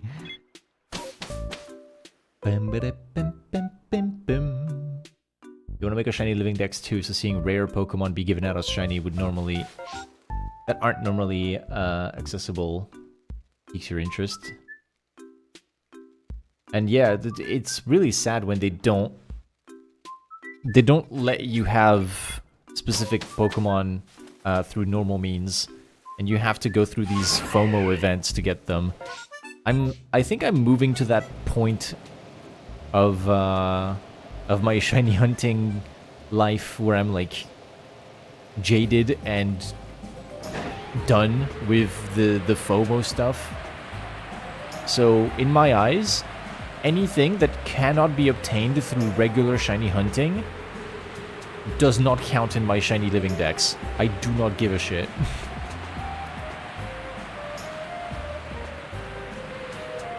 If the Pokemon Company gatekeeps the shiny, I will not put it in my living dex. That's all.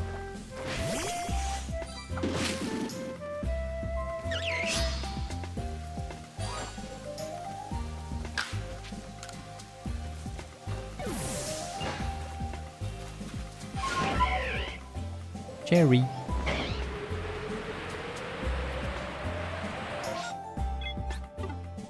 So we saw the bunnies, right? We flew over them and nothing shined, so I'm guessing the bunnies aren't that special.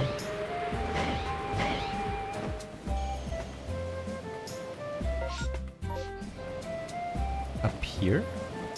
At the rock? Oh, there. Let me make them run away real quick. See if anything spawns. I'm just asking for an extra pink bunny at this point. Why not?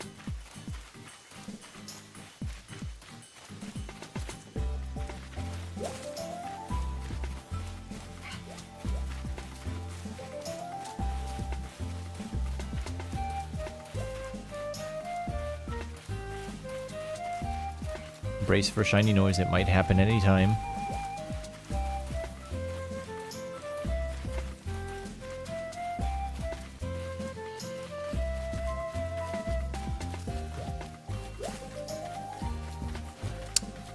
but not on this outbreak. Let's go home.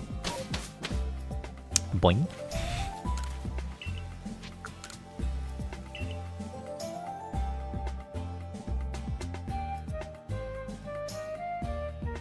Just gonna throw a little reminder to chat that I am streaming so that I can collect footage for the YouTube channel. So if you want to see content that I'm putting effort editing into editing and like making it nice for you guys, then head over to the YouTube for YouTube Shorts or for TikTok if that's more your speed.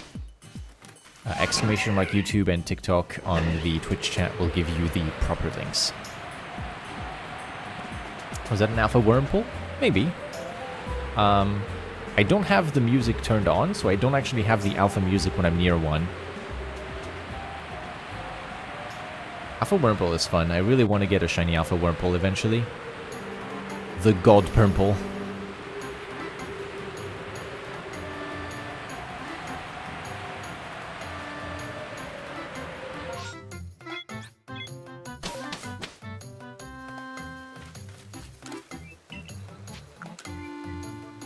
You just saw red eyes. Not sure if it was Wurmple. Wurmple's got a great shiny. Absolutely. Absolutely. And then there's the fun little lottery of like, what will it be? Ooh, 50-50. You don't know where it's gonna go. I actually complete one of Wurmple's lines when I get the shiny alpha Wurmple. I'm gonna save because I got a little lag as I went into the map. And I have not saved in a hot minute. One of the branching paths of Wurmple's evolution line, I have the shiny alpha for both the middle stage and the final evolution. I got pretty lucky. Or is it the other way? Hold on. Wait, I need to check now. Here's Wurmple. Ah, no, it's not the same line. I have shiny alpha Silcoon and shiny alpha Dustox.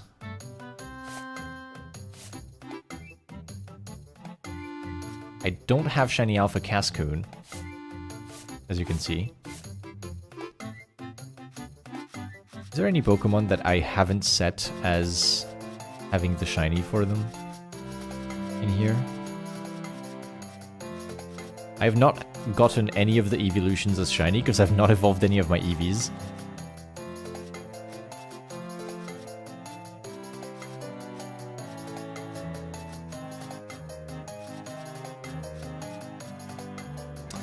I guess Cherim when I get it.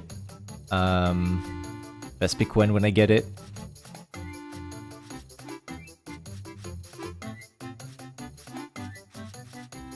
Chansey when I get it. My god. And then that's the end of the Fieldlands section. That's an Alpha B. Boy or girl?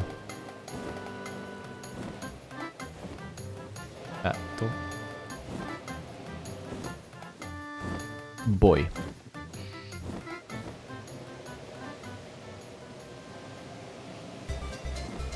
It's really cool seeing the decks be mostly shiny. Yippee!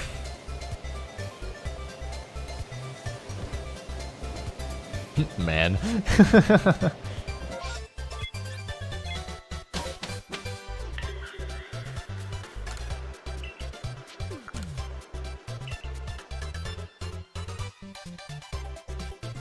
Gotta get back to the grind at some point. Absolutely. Join me. Start the same challenge as me. Cry a bit. Woo! Try to chip away at more of your bingo hunts. Get in the Fieldlands and the Icelands and just hunt down those Bidoof outbreaks religiously. You'll get the shiny alpha Bidoof if you dedicate yourself heavily to the cause.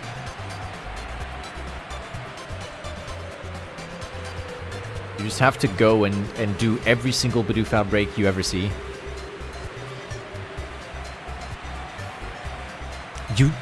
You did get the Cranidos, which is a crazy find. Not in PLA, in Platinum. But it's a really crazy find.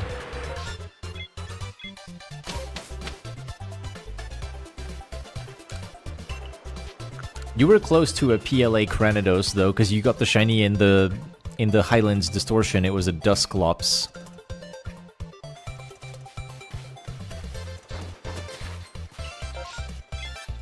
Chansey taunting me in the Crimson Minelands.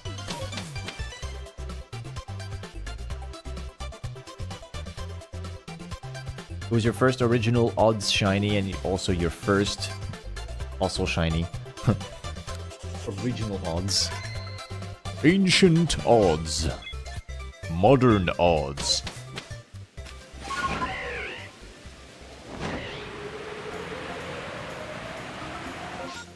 Okay, so we can go and check that outbreak on the right. Minus attack nature is unfortunate, and mints are not a thing yet.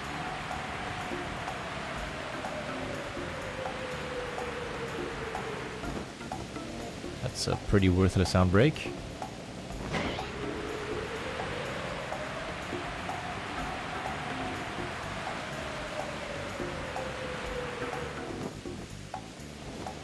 No shake. No shake. Good night. You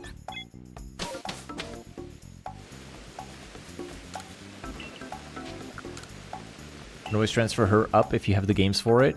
We do have the games for it, but I feel like neither of us really like the idea of transferring a shiny Pokemon out of its original game. Like, that's a Pokemon Platinum Cranidos. It feels wrong to bring it into a game where you can get it by just consuming bread with atrocities.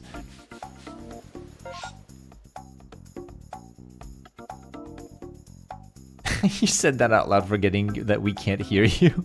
Let's go.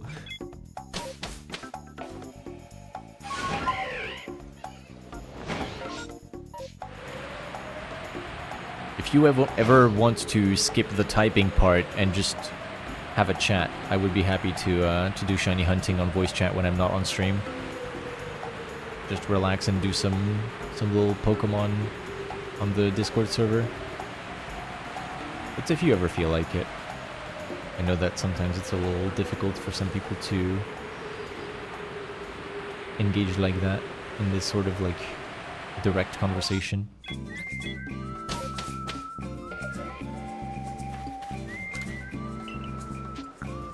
But it's something that I want to do because I see all these all of these shiny hunting YouTubers. They just hang out on call with their buddies all the time.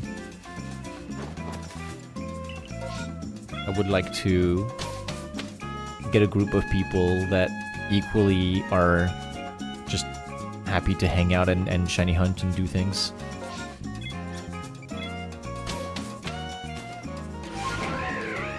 I think you'll keep your older game shinies to their respective games unless you get duplicates. Yeah. Because then it will be extra cool to put them in the living decks in Pokemon Home and see it from an older game. Absolutely. I feel like the only way to do... The only way I would be interested in bringing a Pokemon over from an older generation, like if I catch a cool Pokemon in my black and white copy, the only way I see myself bringing that into a modern game is ribbon hunting. Going through the effort of making it a ribbon master, passing it through the generations, and seeing all of the cool stuff that I've accomplished with that Pokemon.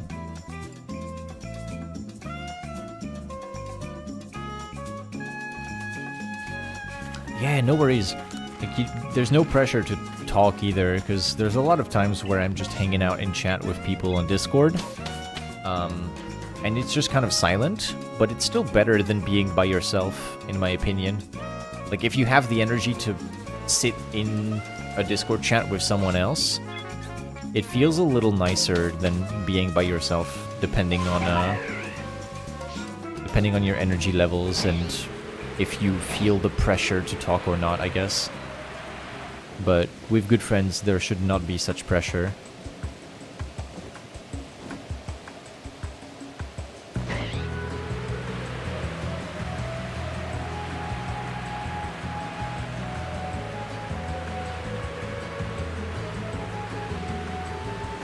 Yeah, when you have a person that you're really feeling safe around, you can just sit in silence with them and it's still a good time. That's something that I love about getting to know someone to that point, you know? Like, you know what? I could just sit in a room with you and it would be a good way to spend my time.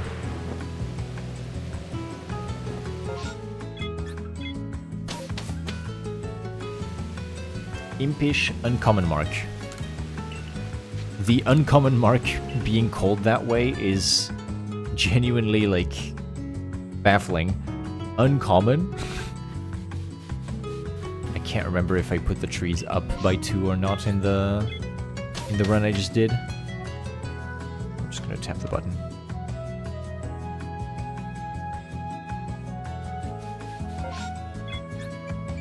You enjoy watching friends play games quietly, it is sweet. It's like your very own playthrough YouTube video. Only for you, and it's your best buddy on the screen, and that's so cool. In the case of Tyler playing Resident Evil 7, not so quiet. Absolutely.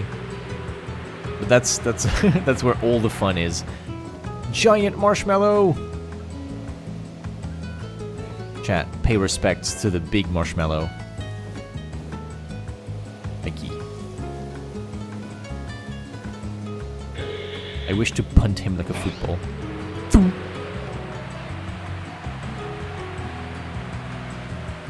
You will toast him. Agreed. Shake, shake. A ruby.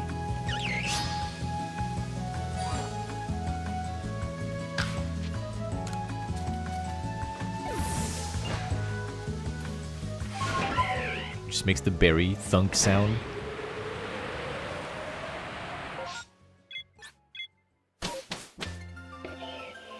I don't actually have that sound effect. I put it in the video that I edited this morning and posted on YouTube and TikTok. I was looking for the berry thunk sound and I couldn't find it. So instead, I just went to one of the Eevee Outbreak clips that I had and just cut out a moment of an Eevee getting clobbered with a berry and used that as the sound effect.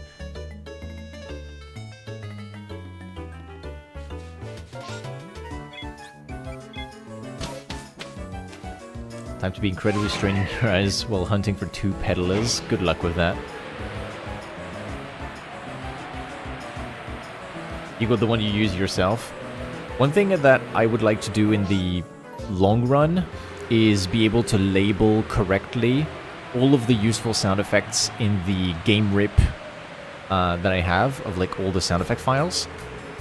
I went through over 1,000 sound effects to try and pick out the most useful ones and label them, but it's very labor. It's like, what's the word? It takes a lot of time, like time consuming, yeah.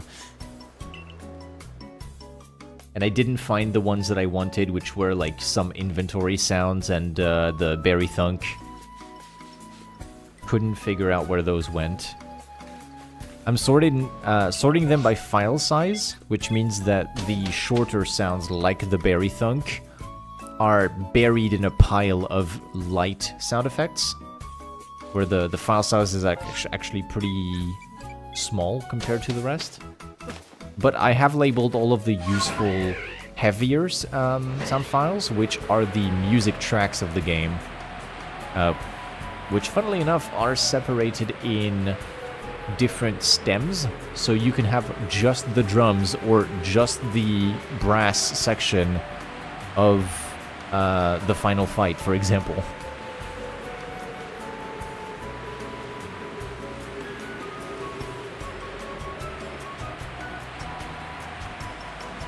One shake. Cherubi. Child of Anubis, hello. Welcome to the stream. I'm doing alright. I hope you're doing good yourself. Welcome aboard. Let's go check the Kadabra, because I still need to find a female shiny Kadabra.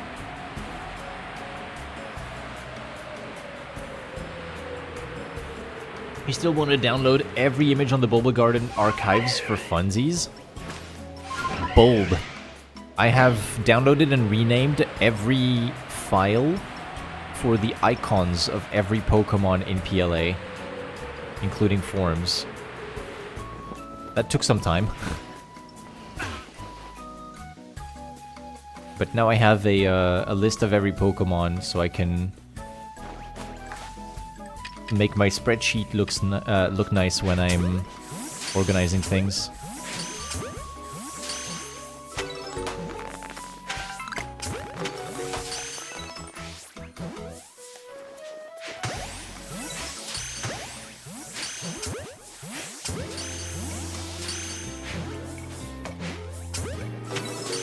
One of the best themes to come out of Super Smash Bros. Brawl.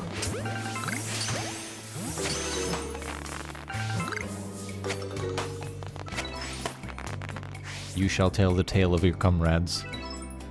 Goodbye.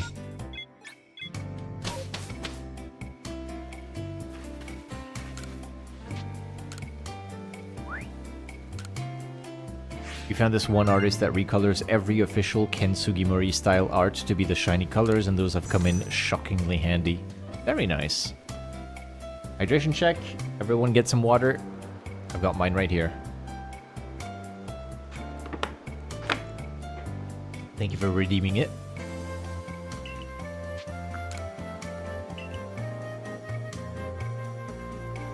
If you don't have some water, please do so. Make sure to keep yourself hydrated. Take good care of yourselves.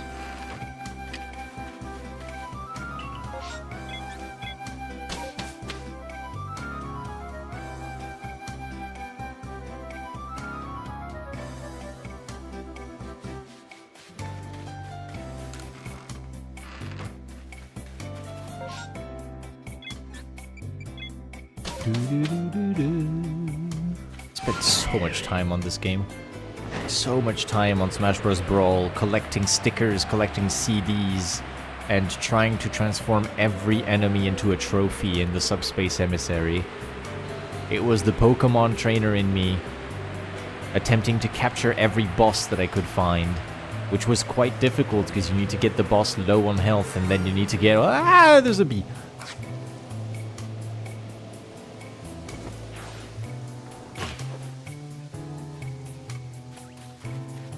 It's a man.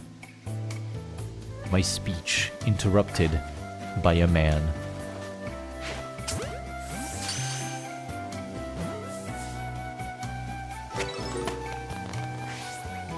Shiny man. Hello, Ricardo on YouTube. Can you get shinies early game? You have no luck so far. You can. Your odds are not in your favor, I will say. So... to give you an example, right now, I have finished the game, and I have an item that makes it easier to get shiny Pokemon. I've researched all the Pokemon I could. My chances of finding a shiny are 1 in 585 in the wild. For you, your chances, with no research done on the various Pokemon out there, and no item to improve your shiny chances, are 1 in 4,096. Granted, you will see a lot of Pokemon quickly in this game, but even though you're seeing hundreds of Pokemon pretty fast, it might still take a long time for you to find a 1 in 4,000 shiny Pokemon. If you want to get shiny Pokemon more quickly, I recommend researching them all the way until they are perfected. If there's a specific Pokemon you're looking for that you really want to get as a shiny, perfect their Pokédex entry. So if you see, for example, Bidoof, if you catch 25 Bidoof, you get 7 heavy Bidoof, you defeat 15, evolve them, get different forms of male and female Bidoof, and then you do the Bidoof quest, you will have a perfected dex entry, and that will bring your shiny odds from a base 1 in 4,096 to 1 in 1,024 when perfected. So you make your chances of getting a shiny Bidoof, and only Bidoof, 4 times better. Hope that helps. Good luck with your research, and if you want a shiny hunt, finish the game, and then bring all the research levels of everything to level 10. You will get an item that makes it easier to get shiny Pokemon. Cherubi.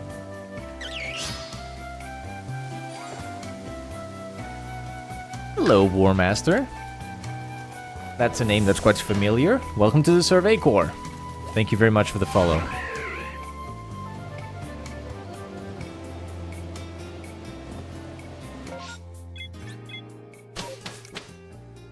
Thank you for the info. I got perfect Pokedex for Bidoof, Starly, Shinx, no luck so far. You'll get there eventually. If you have perfect decks, it means you have 1 in 1,000 chance of getting those. If you really want to get a shiny of these, just keep going around the map. You'll see as many as possible, and then go back to the village to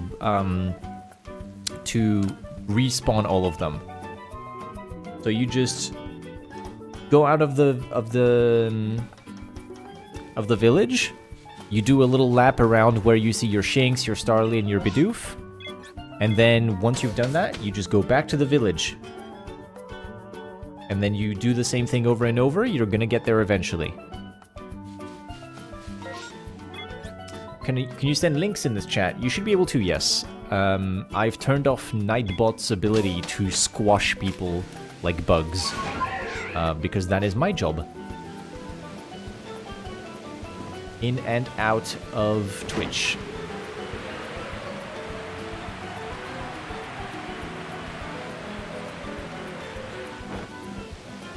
Bunnies. Nah, I'm good. Or yours when you're around? Well, be around then, come here. You fool. Make the days go faster, or something, I don't know.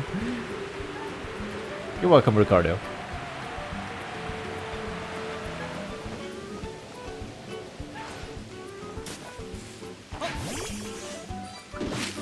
Cherim! The 23% Cherim, let's go! That is Cherim number 29. There it goes, goodbye!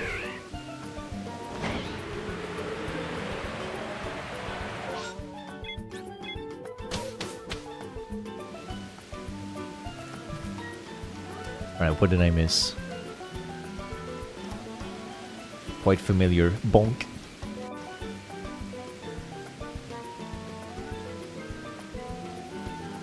Oh, you have a list of the same-ishes.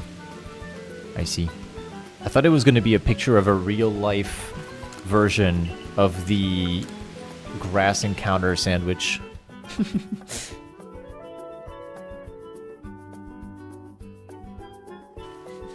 Good alert, since you are fixing up your island in Animal Crossing New Horizons.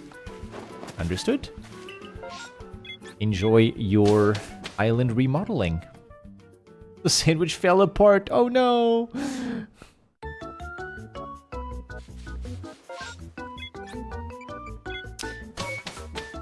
Gordon Ramsay is coming for you. Run. Your atrocity of a sandwich is even worse now.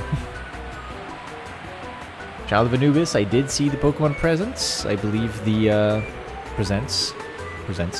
I believe everyone in chat has seen it by now. I'm more excited for ZA now that I've seen the live stream.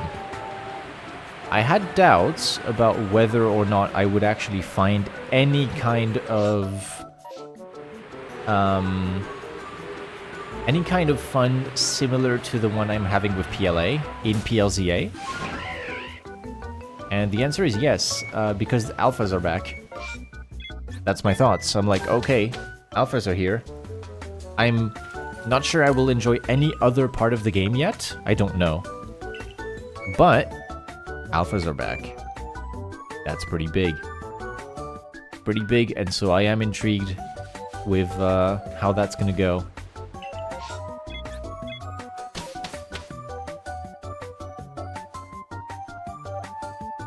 I'm wondering if... I don't think I pushed the button for Combi. There you go, 16. Because we got the man. I don't think we got... Well, we didn't get confirmation for anything related to shiny hunting in this game whatsoever. I don't know if they're gonna let us shiny hunt rogue megas. And I don't know if they're gonna allow mega Pokemon to be alphas. In the wild, I mean. Because rogue megas feel like scripted encounters in the same way that you had the Guardians in PLA. So you had these boss fights in PLA with various Guardians. I feel like that's what's going to happen with the Rogue Megas. I don't know if they're going to be farmable encounters after that. I don't know if they can be shiny.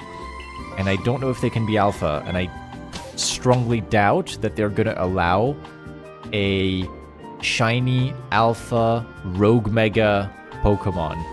But if somehow, through all of their past history of shiny locking everything random that they could get their hands on, the Pokemon Company lets through the possibility of a shiny alpha Rogue Mega, I am getting my hands on a Tyranitar and calling it Godzilla.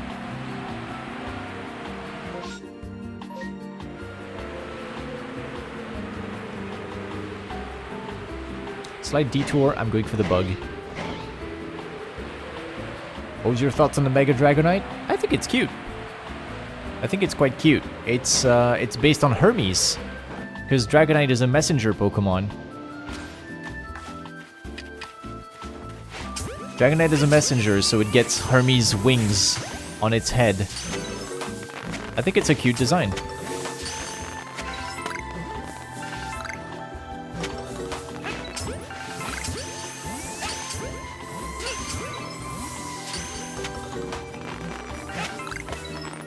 I've seen someone's original character on Blue Sky.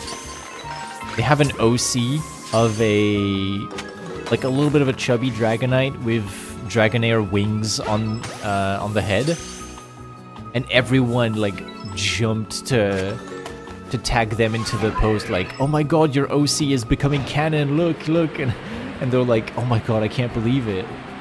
It was so cute. It was really cute to see. Your legal name is Icarus. How did you not spot that? That, I gotta say, that is a banger name. Your legal name is Icarus? That's so cool.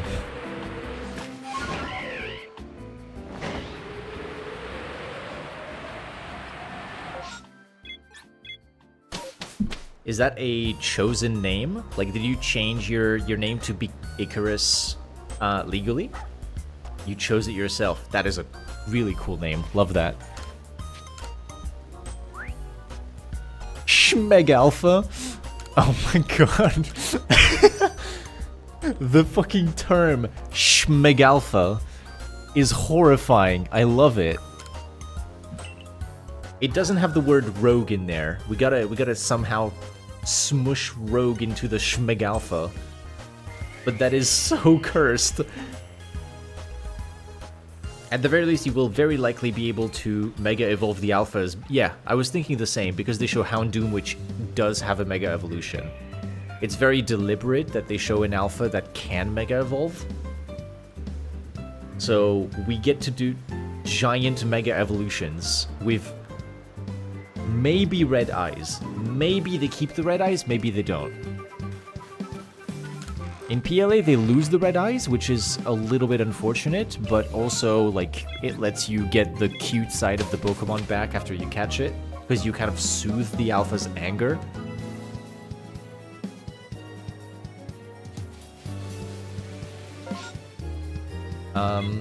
But yeah, it would genuinely be awesome to see some of the Alpha Mega transformations. Hopefully they're absolutely massive, and hopefully we can see some of them in the wild, because then they're shiny huntable.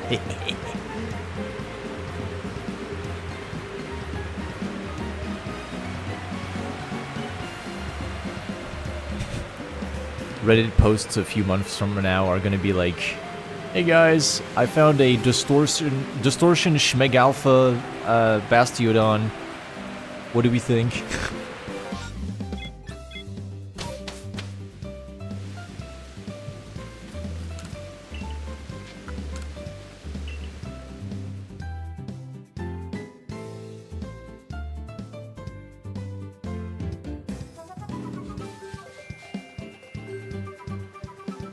Your collective name is Hawk.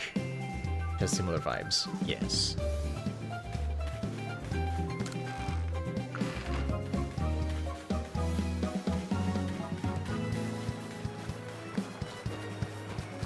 Welcome back, War Master.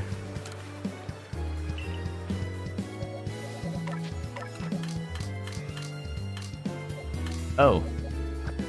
I need another box. We've completed another shiny box. Look at all the bunnies.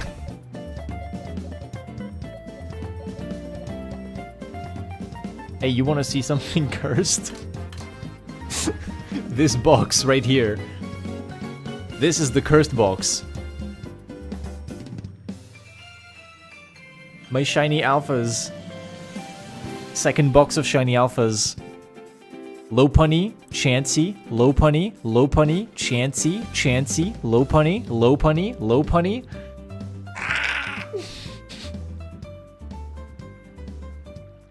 I can have a whole row of them. I can have a whole team of them. I could take on Arceus.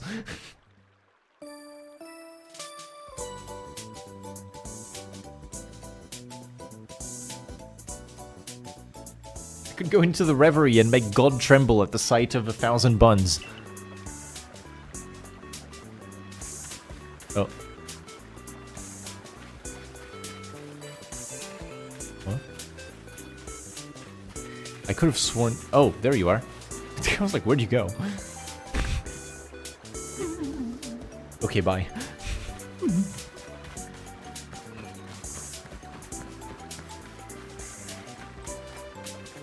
How cool would it be to transfer one of them to ZA and have an Alpha Mega Shiny? Great idea. Great idea, honestly.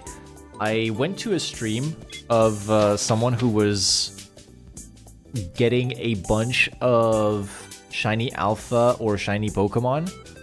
And they went for specifically something that I haven't really seen anyone else do.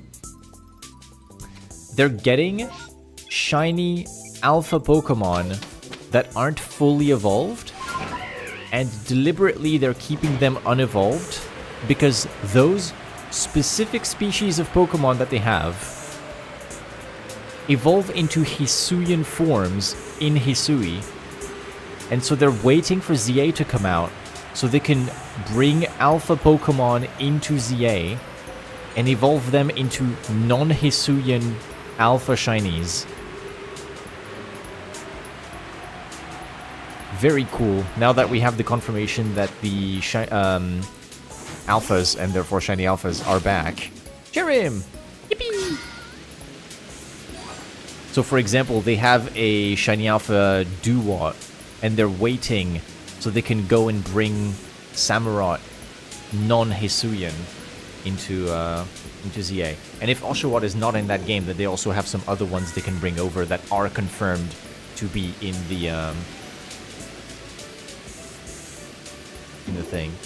Yeah, Gudra, for example. Unnovan or Kalosian.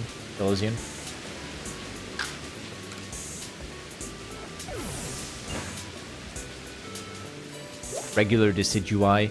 Yeah, but because it's in SV, you lose the alpha.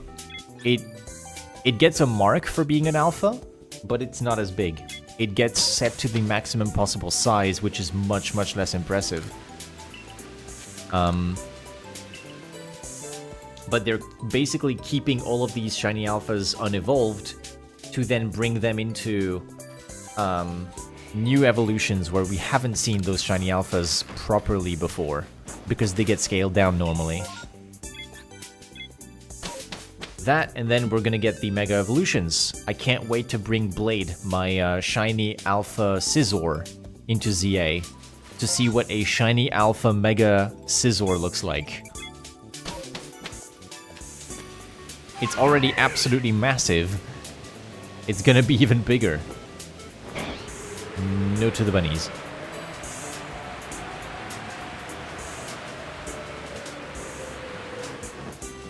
We found someone who is shiny hunting for Oshawott in PLA for 7 streams. You don't think they found it that stream? I saw someone on YouTube Shorts who has been looking for shiny alpha Oshawott, one short video at a time, one outbreak at a time, and they've been doing it for a lot of days. A lot of days. Cherubi? I don't think I marked the previous Cherim. Let me do that. There.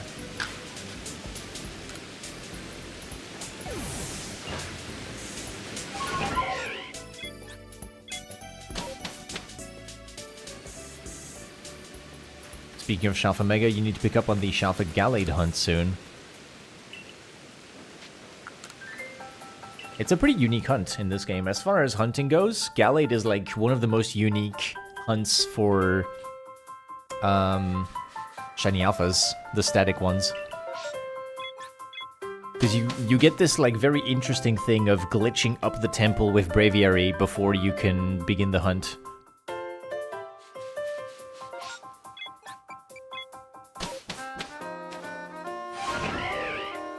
Oh my god, that is desperation. Permuting single wave MMOs for shiny Oshawott. Just a regular Oshawott too? She must be very unlucky to not have it in 7 streams of looking for it.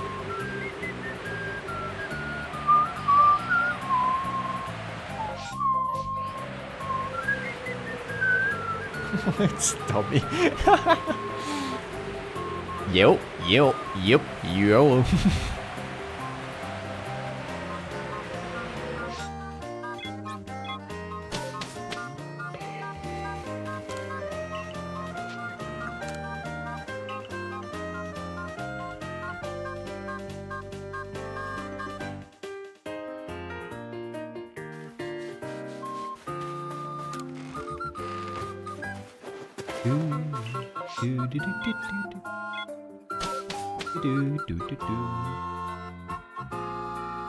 We saw a creator who did YouTube Shorts for a shiny alpha Oshawott. He found it already and it was awesome. Oh, maybe that's the same person? I don't know if they found theirs. I don't know if the person that I'm talking about ended up finding it or not, or if the series is ongoing. All I know is that there used to be a series where they were looking for shiny alpha Oshawott in the Icelands. 2 different people? Oh no, not Cat. I mean the person looking for shiny alpha in YouTube Shorts. I can't remember their name, but all of their videos would begin with like, I'm trying to find shiny alpha Oshawott, 1 outbreak at a time, day 37 or something.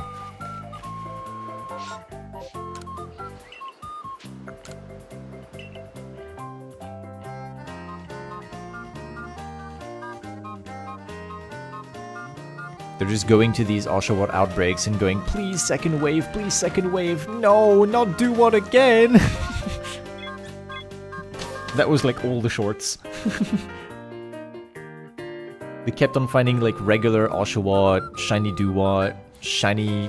I think they got a shiny alpha Duwat eventually, because that's much more likely to find than the Oshawott at this point.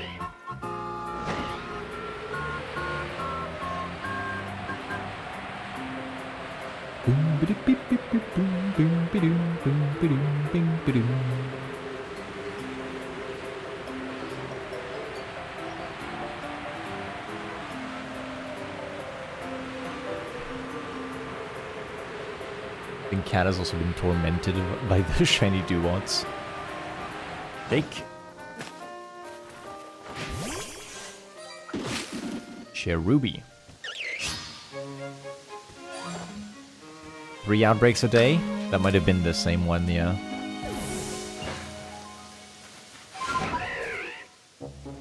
Double Shake! Ooh, rare. I love this song. Outset Island from Wind Waker is such a good song. Aaron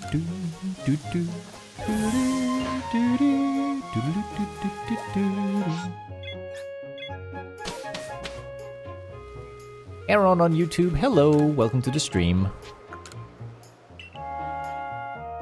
It's good to see the YouTube stream has been getting some views here and there. It is nice to see some people coming in. Nice to meet you, Aaron.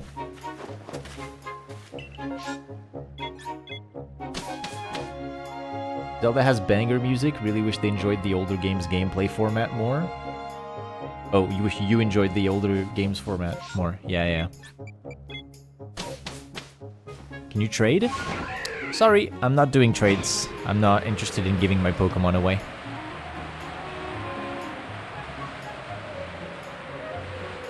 If you are looking for a specific Pokemon, I can tell you where to find it if you want.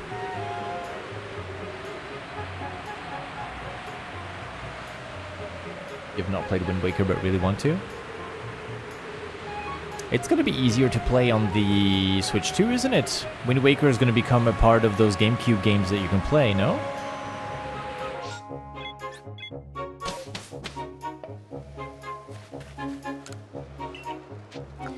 It's Pochi is the creator we watch. Let me look it up. We'll trade back. No, I'm not doing trade. I'm not interested, thank you. It's Pochi. Oh, it's the person who did Can I Cross the, Yeah, it's the same person. It's the person who did Can I Cross Paldea without finding a shiny. I watched that video as well, that was funny. Like, hey, can I walk across all of the map in Scarlet and Violet without finding a shiny, and I have Charm? They didn't stand a chance.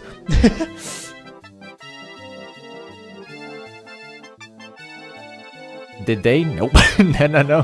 They kept finding shiny Pokemon.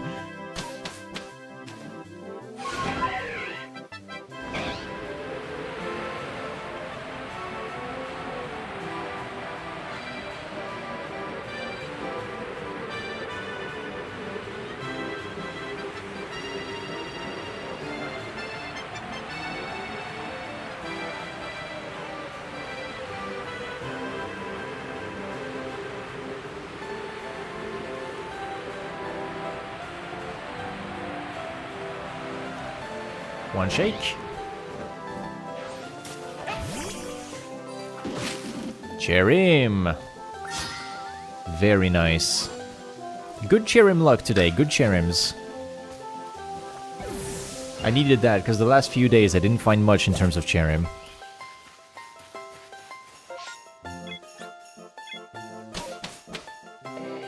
You found a Hoppip on your way to the Wochin outbreak when the event went live? Yeah, you just walk around and they show up. This game is so full of encounters. Especially if you're playing on Switch 2, you're gonna find a lot of shinies, which the video was on Switch 2. How many Cherims today? Good question. If you go to the YouTube stream, and you rewind all the way to the start of the YouTube stream, you should be able to see where I started today. I didn't count, but I think I'm on 4. I think I have 4 Cherim.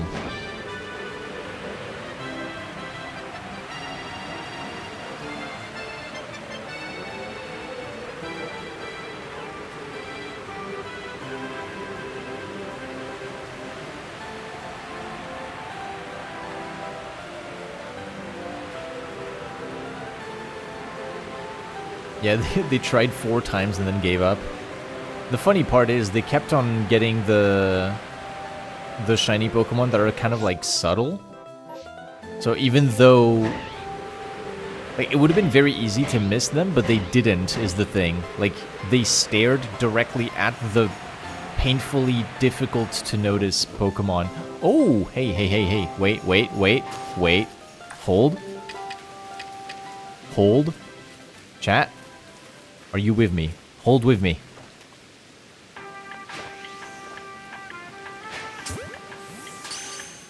We even have the elevator music to hold.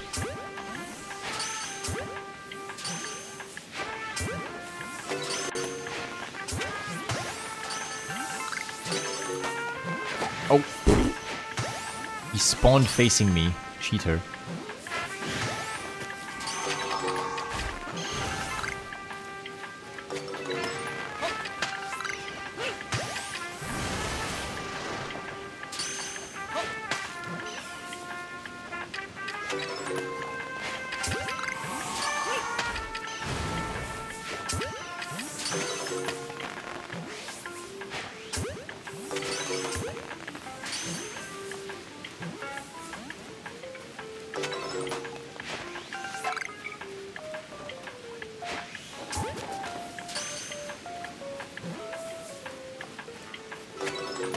No, there's no second wave. Damn. Alright. We tried. No second wave. I've seen your new shorts, love them. Thank you very much. Thank you.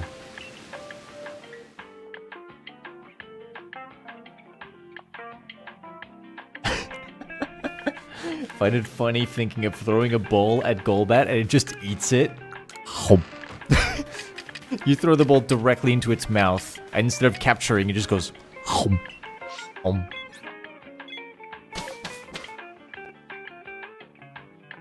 Thank you very much. I put a lot of effort into the YouTube Shorts, so I'm happy that they are getting some.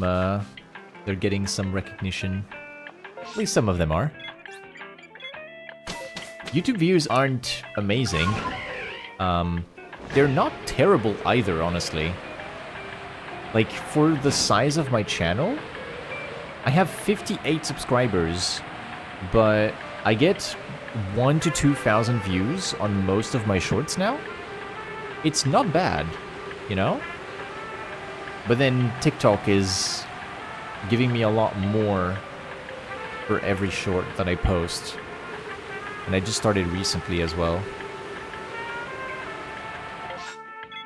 Plus 2 trees.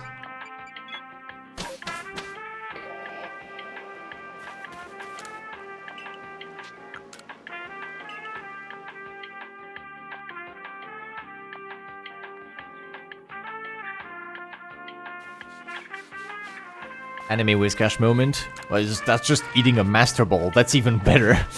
Anime Whiskash just devours a Master Ball instead of getting captured by it.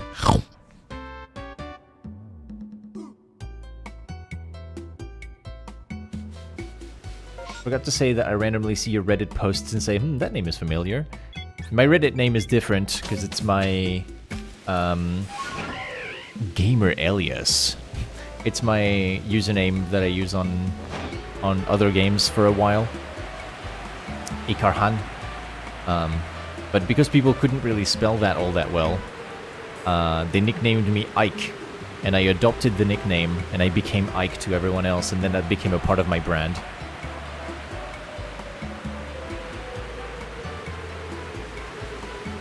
Doing some prep for tomorrow. Is tomorrow the record attempt? Wow, so soon. It's a good thing that you finished the EV outbreak at that time, huh? Chat, if you don't know, the Miss L has been invited to participate in a world record attempt by PM7, where they are going to try and get as many shiny Pokemon as possible in 24 hours. So, with that in mind, the Miss L has been finishing the EV outbreak that she has been diligently permuting for the past 3 months to the day, I believe. It is now complete. All 2,500 permutations, the Miss L has completed them, and now she's going to participate in the world record attempt tomorrow. Exciting. You are trying to get shiny Cherim. Yes, Ricardo, that is the objective right now. I'm doing a challenge where I have to get all the Pokemon that can possibly appear on this map as shiny. The problem is that I'm not allowing evolution. So if I get a Cherubi, I'm not allowed to make it into a Cherim.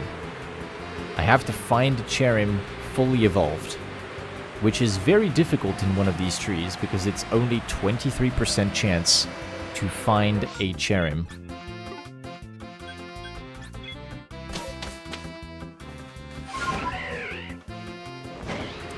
And the trees don't shake all the time, and because of that, when you add up needing to get a tree to shake, a Cherim in the tree, and then need it to be shiny, you can calculate that to average around 24,900 trees.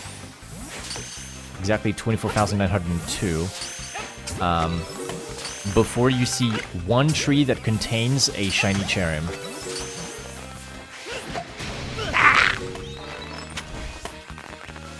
I was here to see if I could get a shiny alpha. The alpha is here. I'm not allowed to see any more alphas until I catch it, so I'm getting out of here. It will be a long journey, indeed, which is why I am making a series of YouTube shorts that recap each day that I am trying this challenge. So if you look at the YouTube shorts on the channel, you will be able to follow along what I'm doing.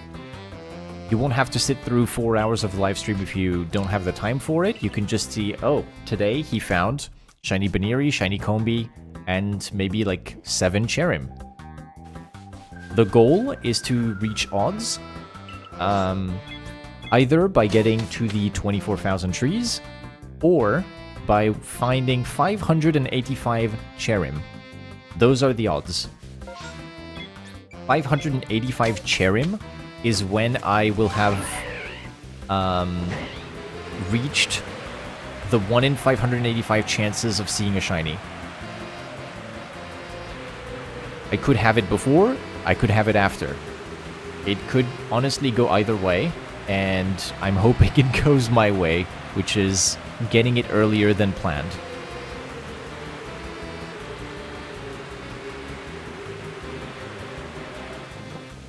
If you find a shiny Alpha Cherim, does it count, or do you have to have the regular one? If I find a shiny Alpha Cherim in a tree, not only will it count, I will be one of the luckiest shiny hunters in the fucking world. That is an absurdly difficult find.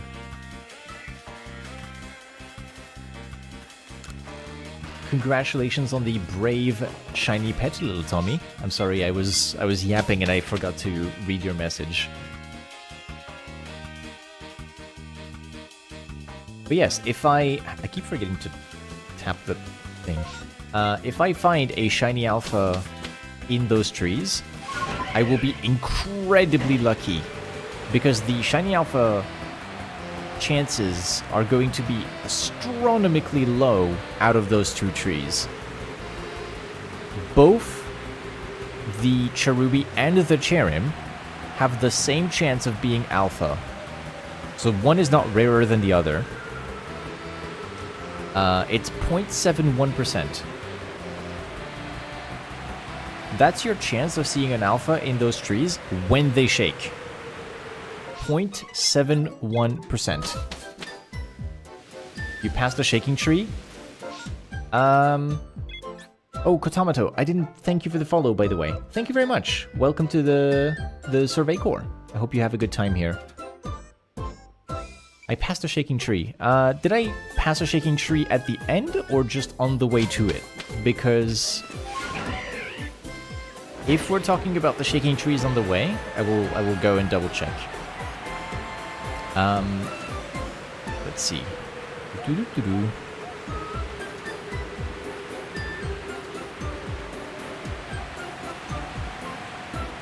This one. Is this the one you meant? That tree cannot contain Cherubi or Cherim. It contains Combi. You see there's like a bunch of bees around?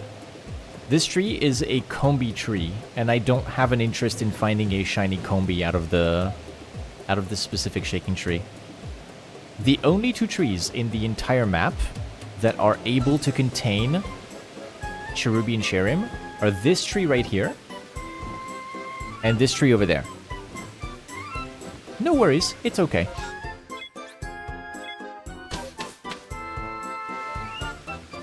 I was gonna ask if you made the emotes. I did. I made all of the emotes. I draw them by hand. And it's actually quite fun to do.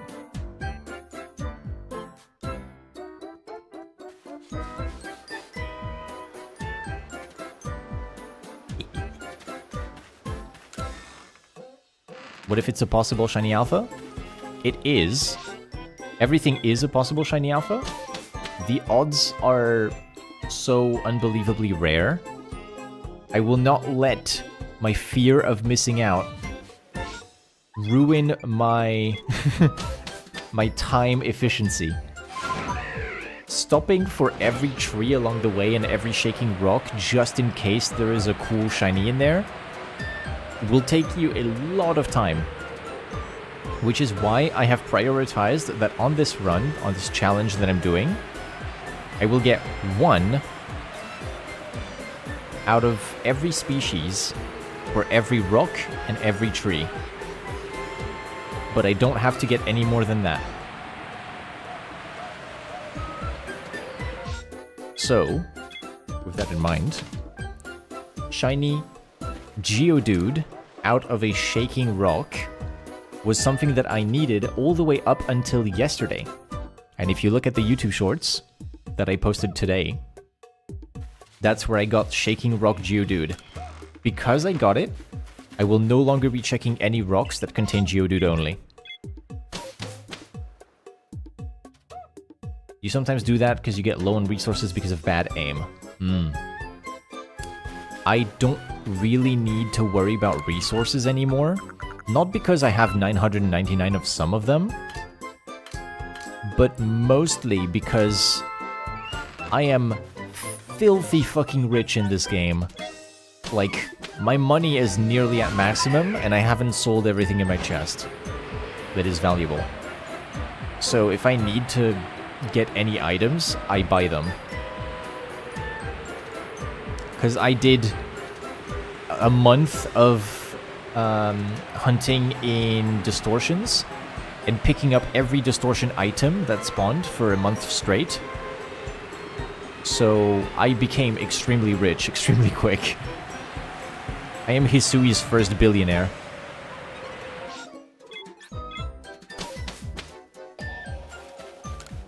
I'm not too concerned with resources because of that. I can't fathom a way to spend all of my money that I have right now. That's the kind of rich that I've become. Like, when you're rich enough that you don't know how you're possibly going to get rid of your money. Look at this, 952 Stardust, 82 star pieces, 28 Comet Shards, 68 Nuggets. All of that is already quite a lot. But then if I go to the general store, I have 8.792 million. So if I want to buy Pokeballs, like buying 600 Ultra Balls would cost me 367,000. And that wasn't efficient. It cost less money to just get the materials and craft them. Right? That's not even cost efficient what I did. But that did 1/3 of a million into my spendings for 600 Ultra Balls. I have so much money.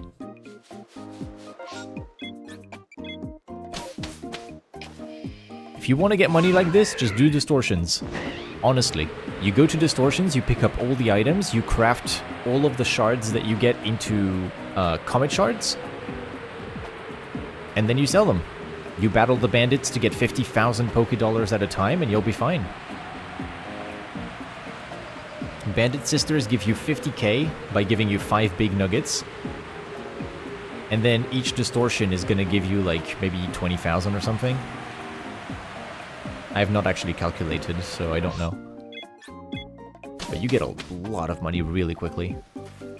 Farming distortions is annoying. It is, but you're not farming them for money. You're farming them because you want the elusive shiny Sneasel, shiny Weavile, shiny Porygon, Magnemite, whatever it is. You're at 8.9 million just because of distortion hunting. A fellow millionaire. Yeah, it just works.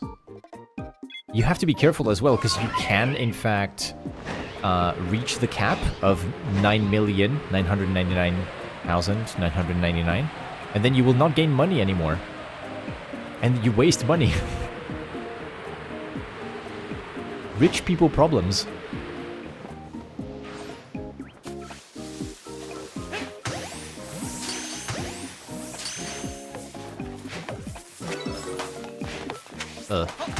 Pay no mind to the aim.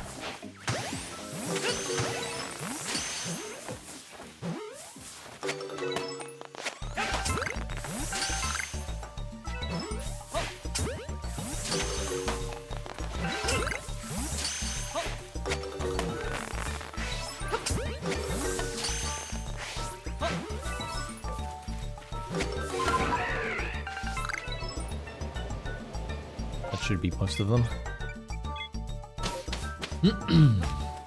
How dare you be logical in my vicinity / silly. Thank you for the finance tips. Easy finances in this game. Hello, DVQ. This is the... It's like those scammy ads that you get of like, here's 5 tips to get rich quick in PLA. Number 1. Sell slowpoke tails on the black market.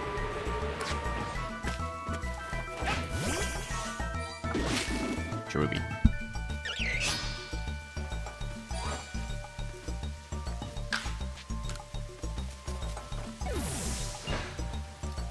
Trying so hard for an Alpha Cranidos, Rampardos, Shieldon, and Bastardon, it is so annoying. Yeah, I get you. Just like even the regular Alphas, they take so long already. Have to go, good luck on the hunt, you'll get another low punny, I believe in you. Why must you curse me so? Thank you very much, Mikia. Is it black market since Slowpoke is banned in Hisui? It's black market for multiple reasons, but yes, one of them is that Slowpoke is not invented yet. They haven't found the blueprint for Peak. Hydrate check, everyone. A little bit of hydration. Prithee, bit of hydration.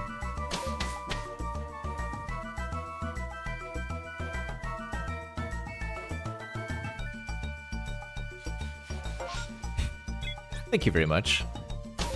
Thank you, tell me.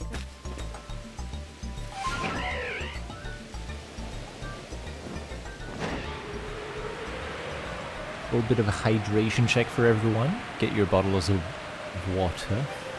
AKA bottle of water. If you're from a certain part of the world. Get your bottle of water. And drink it. Hydrate before you dihydrate. Hello, weird ear. I no longer need your services.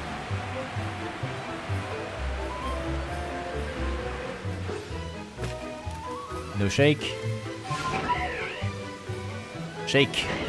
Huzzah!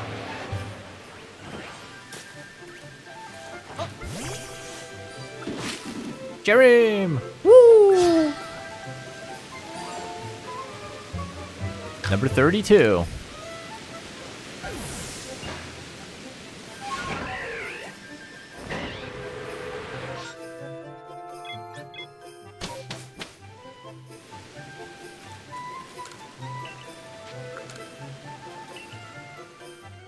Oip.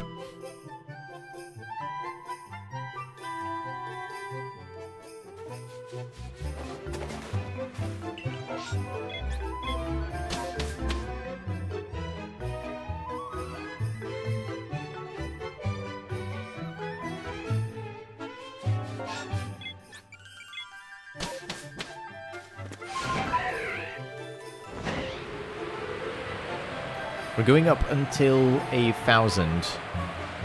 And then I'm going to call the stream there. How does that sound, everyone? 30 more trees to check, 15 runs. You think we could get a shiny before then?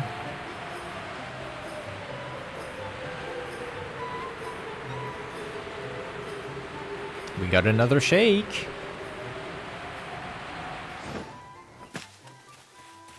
Let me get a quick thumbnail shot real quick, like. Get in the light here. On the hill, perhaps?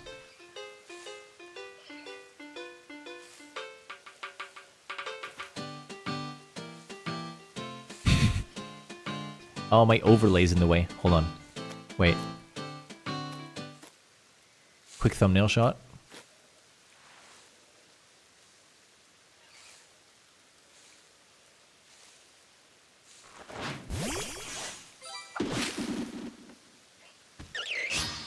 Ruby.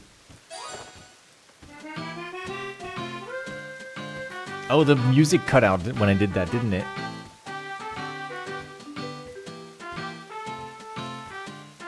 Because I don't have an audio source for the music when I switch to my gameplay capture.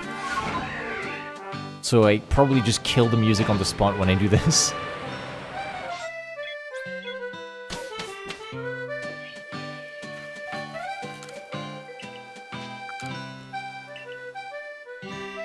This music sounds vaguely like Little Big Planet. Like, there's a hint of it that could be Little Big Planet-ish, you know? It's that little xylophone in the background.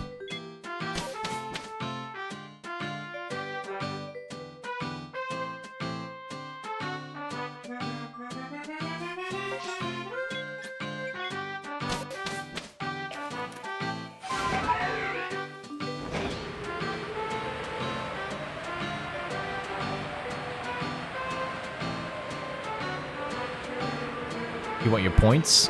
Well, the points are going to be for Cherubi and Cherim, so that's going to be a pretty tough one. But if I do get a Cherubi or Cherim in the next 14 runs, that would be really amazing.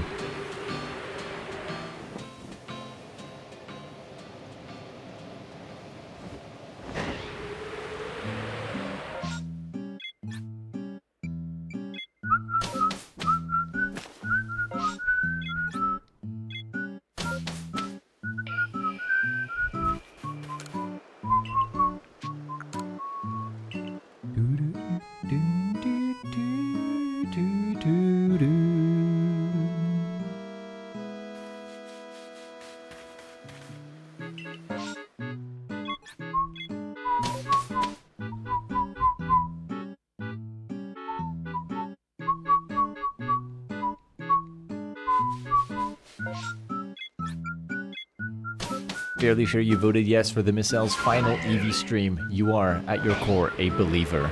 Let's go. Everyone needs a true believer at their side.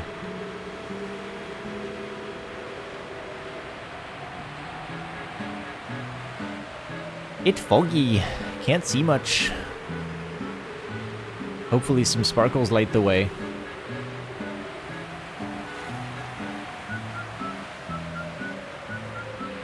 Not you, Lopunny.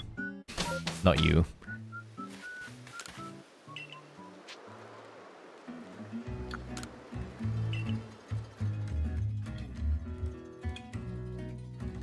I just noticed that we got not one but two hydration checks 5 minutes ago. You guys both went for it. I'll have another sip.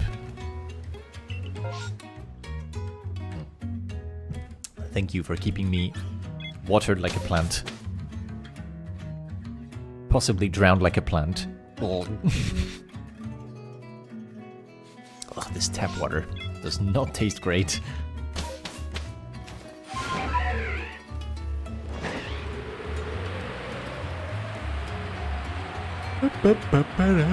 Like a cherry, even. Watered like a cherry. I'm gonna evolve into a rain-formed Cherim.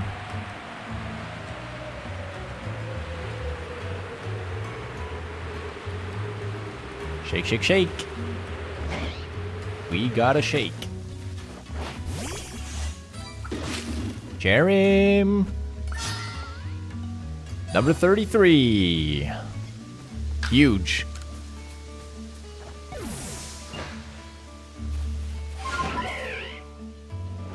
No double shake. We go home.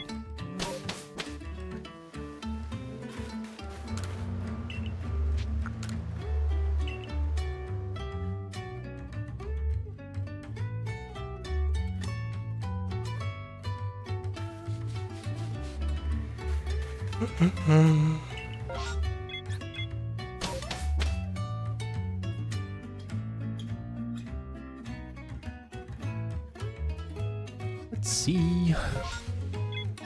2 outbreaks we can check here. Turn around at the start for this one. Oi, Alpha Spheal, my friend. Gumbo's cousin, who is strangely blue instead of pink. And here, Shellos.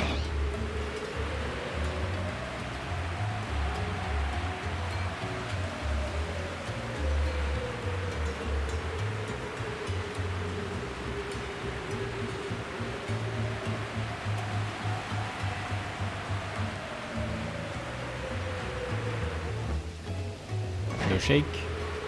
No shake. No punny. The trees go up, otherwise we'll never get to the end of stream.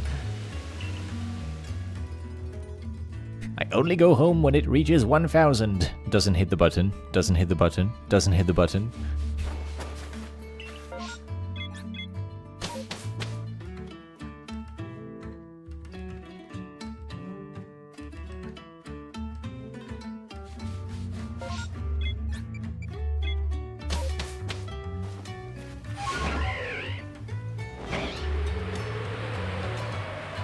Feels like we had a bit more shiny luck at the start of stream than at the end. Especially because I got that Rapidash at the beginning. While you guys weren't looking. Snuck a Rapidash.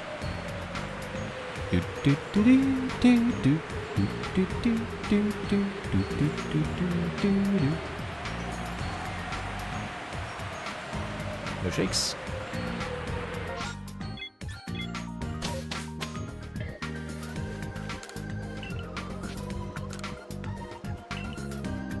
I would like to point out how absurd it is that I found so many shiny alpha low punnies, by the way. Because you'd think, well, yeah, you know, you get lucky on a few runs, like, plausible. After all, you did check 982 trees. But this is the thing. I see the trees 2 at a time. This is not 982 runs. This is 441 runs. This is less than odds for 1 shiny alpha low punny. I have 3! How do I have 3 in 400 runs? You're kidding me! That's so absurd.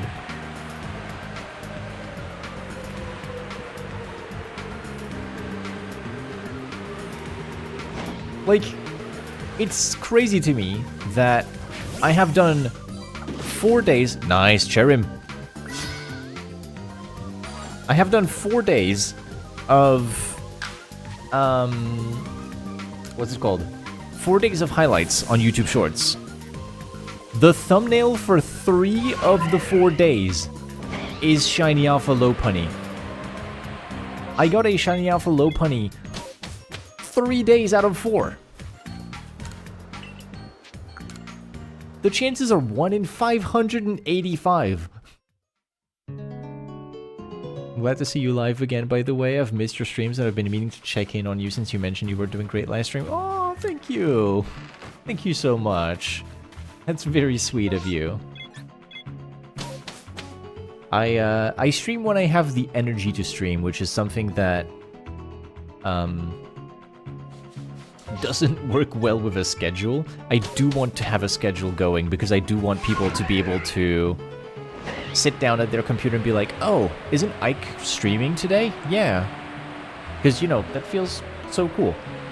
To have people sort of like remember, oh, I can go check in on Ike's stream.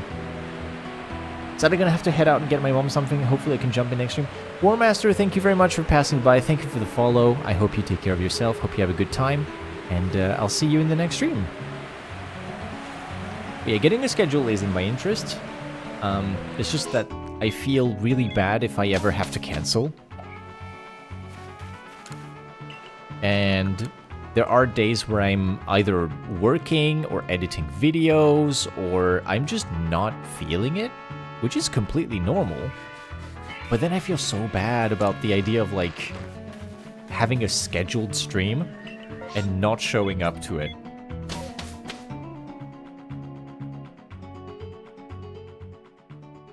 Never any pressure if it offers you comfort.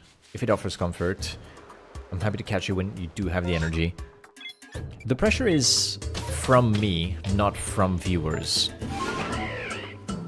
Because if there's ever any pressure, it's me telling myself that people will be disappointed if I set a schedule and they don't respect it. It's like I make a promise to you guys, and I don't withhold that promise. That's kind of bad.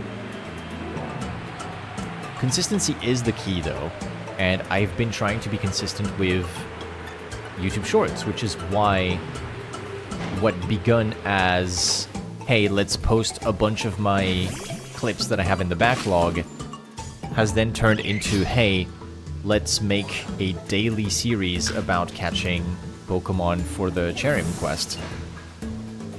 And it hasn't been daily, because I've had a rest day where I didn't post yesterday. The clips were not consecutive. Because I had too much on my fucking plate. The bugs were so bad.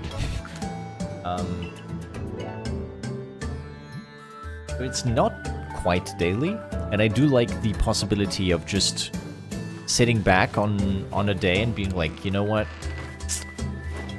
Not gonna do it today. I've got too much on my plate. I can't like go live like this, you know? And this is a very normal thing, but then, yeah, it's not very compatible with the consistency of always being there, always showing up. It's not easy because it becomes a job. And this is something that I do because I like it. I love it, and if it became my job, I don't think I would mind. Because I can find parts of my old job in this one as well, when I do my editing and my thumbnail design. I'm a graphic designer, so... You. Boy. Man.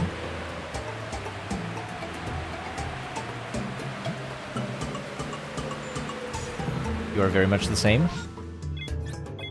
I'm glad you can relate.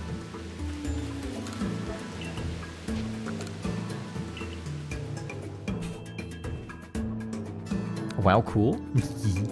Thank you. Yeah, I'm a graphic designer. Specifically, I'm a thumbnail designer for YouTubers. I work with some pretty big clients, and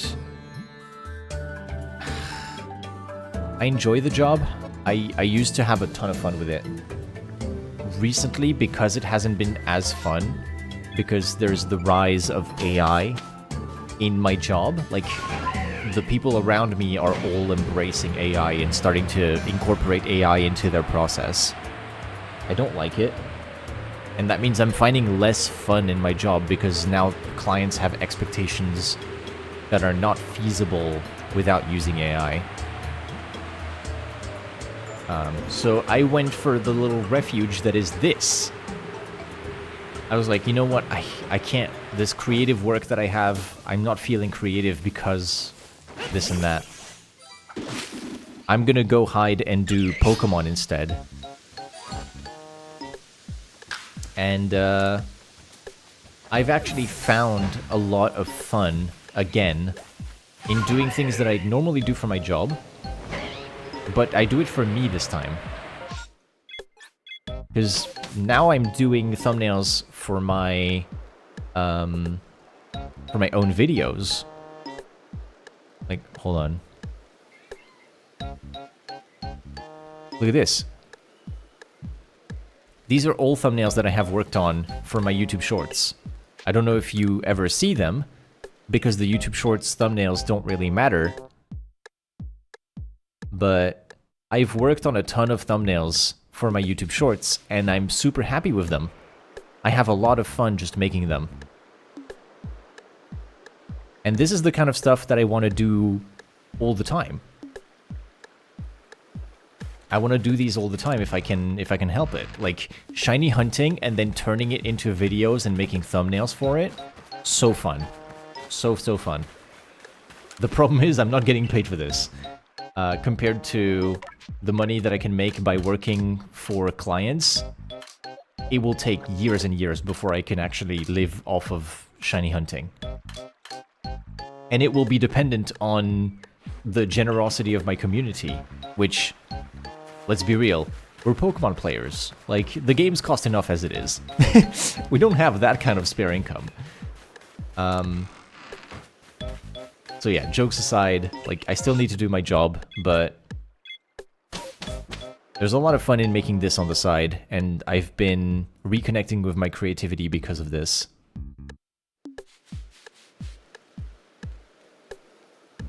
Major props, I don't have much of an eye for design, unfortunately. I can do art, but I find design is way harder. Graphic design is, it has rules, which is more difficult. Because art, there are guidelines in art, there are rules in design.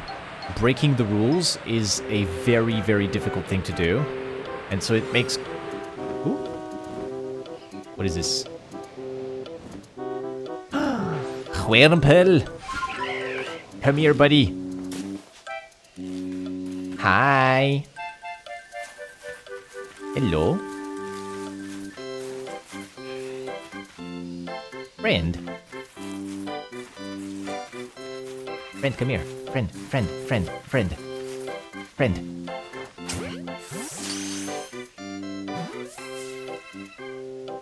Yay!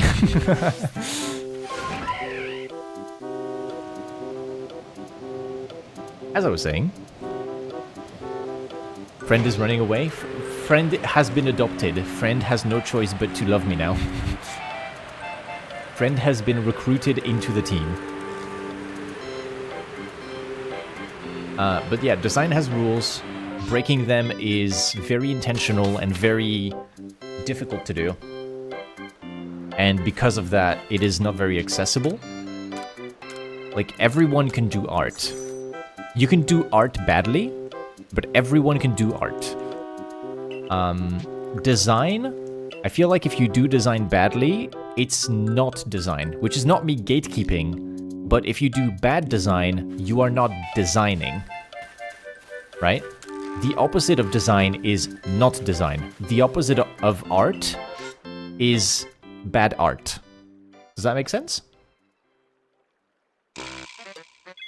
Hello, Rossetti theme.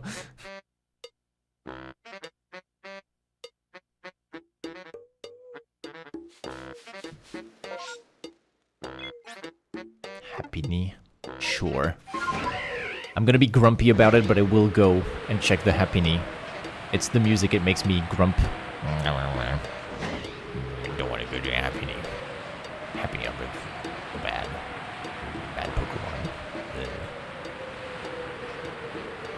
So grumpy about it.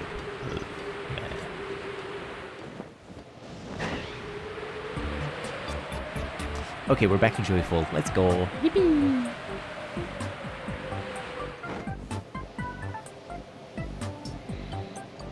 Dear Happiny. Hello. Hovers menacingly above them.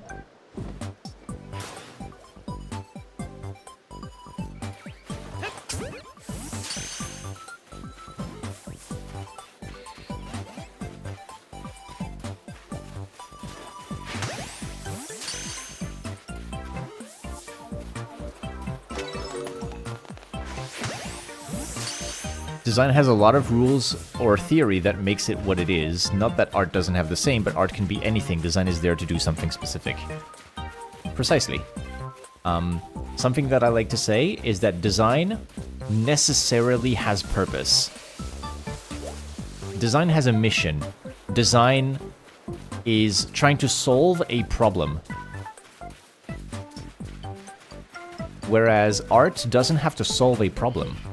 Art is something that can be entirely subjective, and what it does will depend entirely on who's looking at it.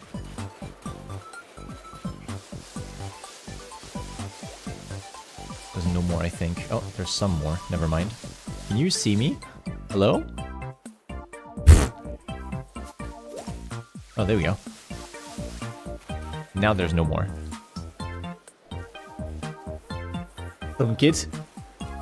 I did not have the chance. I'll thunk this. I'm getting out. I've escaped. I'm a criminal.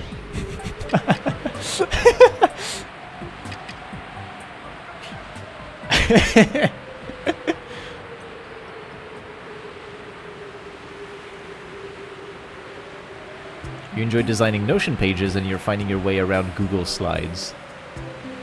It's far harder to get to a point... Oh, there's an ad break. Oops. Hold on. 1, 2, no shake, no low honey. That's We Play music. I love We Play. The tanks are so good.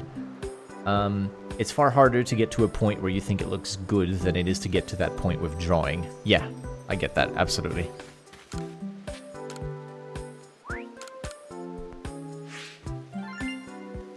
I respect designers so much. Y'all are really good at something I struggle on, and it's nothing short of impressive. Thank you.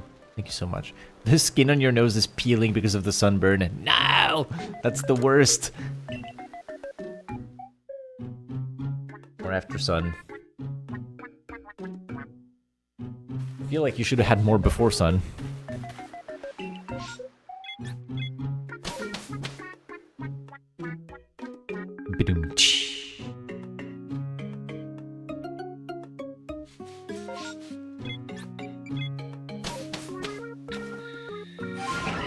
I'll send a screenshot of your personal Notion page on the Discord, actually. You're still proud of how you built it? Very nice. Your thumbnails are awesome. I hope you still do them for other creators, because one day I will commission you if so. Thank you. I must give the very unfortunate warning that because I'm working with pretty big clients now, I happily charge a hefty price. Because there are people with millions of subscribers, so I get to value my work properly, let's say. So I haven't really worked with smaller creators in a long time, but if I find the time to... Like, if I find the time and I no longer have the financial urge to charge a lot of money for what I do, working for Pokemon creators to make some cool Pokemon thumbnails would be something that I could do on the side as like a for fun project, you know? I'm very inspired by something that another Pokemon creator has done. His name is Calum. Hoodlum Calum, if you know him. And Hoodlum Calum mostly went viral for doing a bunch of videos about Pokerogue. And he does all of his own thumbnails. He has no background in graphic design, I asked. Because I was like, hey, do you do your own thumbnails? Yes. And I was like, cool, I'm a thumbnail designer. Your thumbnails are awesome. They're professional quality thumbnails. They're absolutely insane. Do you have any graphic design background? Nope. And he makes thumbnails for other creators as well. And I was like, holy crap.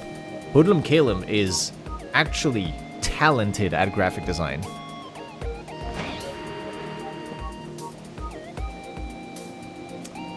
Chat, this is 1,000 trees. And now, the counter has to be shifted. Studio mode.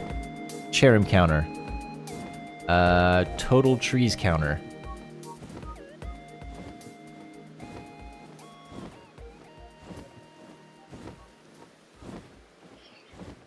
Whew.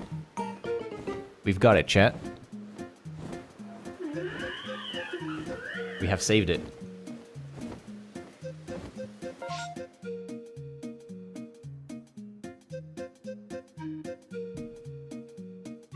That is 1,000 trees. We have reached it. So, in 1,000 trees, let's have a look at some stats. We obtained 17 shiny Pokemon on the way to the trees. Way too many of which are the shiny alpha. Let's be real. There was no reason for 3 of those to be the shiny alpha. 89 Cherubi out of 1,000 trees. And 34 Cherim. I'm gonna have a quick look at how this... Well, actually, it's pretty simple. 8.9% of the trees contained a Cherubi. Right? If it is 10% chance to shake, which it isn't, because it well, hold on, I'm doing the stats wrong. Let me try and think about this. So in total, we have encountered 133? No, 123. 123 shaking trees. Right? Welcome back, Mikia. We reached 1,000, so we're recapping what we got. And then I will be ending stream after this. Maybe we get a distortion while I wait, so I'm gonna go wait over there, because it's more efficient. So I read that the trees would shake 10% of the time. We got 123 shakes, or 12.3% shaking rate on the trees. So either we're lucky or it's a little higher than 10. So 12.3% of trees were shaking. And then out of the 123, we got 89 cherubi, which is 72% cherubi rate. And we got 34 cherim, which is 27% cherim. That is lucky, my friends. That is lucky. 27% encounter rate on cherim is really good. Cherim is programmed to be found in 23% of the trees. So we clawed our way through an extra 4% of cherim encounters. Very good. If we can keep this kind of luck going forward, we will get ahead of schedule and get more cherim than usual. So thanks to all of our luck and all of the support from chat, we have done 1,000 trees, and now we're ready to take on the next chapter. The next 1,000. We'll see how many we can get, how many shinies we can get, how many cherims we can get, and we'll see if we find our first phase out of the tree. As a reminder, 3/4 of the spawns will be cherubi, and 1/4 will be cherim. Whatever shines first out of that tree is essentially a really difficult coin flip. There's a big chance we get cherubi, and a small chance we get cherim. But that chance is coming up soon, because we get one shiny out of 585 trees shaken. We have shaken 123 trees. It's happening soon, right? It has to be. It's happening soon. We're getting a shiny soon. Are you doing this math in your head or writing it down? I am doing it in my head. I did check the percentages with Google, though. For 89 out of 123 and 34 out of 123 to get the percentage. Yeah, so that's it for this stream. If you don't mind, I would like to send everyone over to a different stream on Twitch, which is called a raid. It's something that I don't do often. But for now, we're going to say bye to YouTube. Goodbye, YouTube. 3 hours and 14 minutes of stream. Goodbye, YouTube.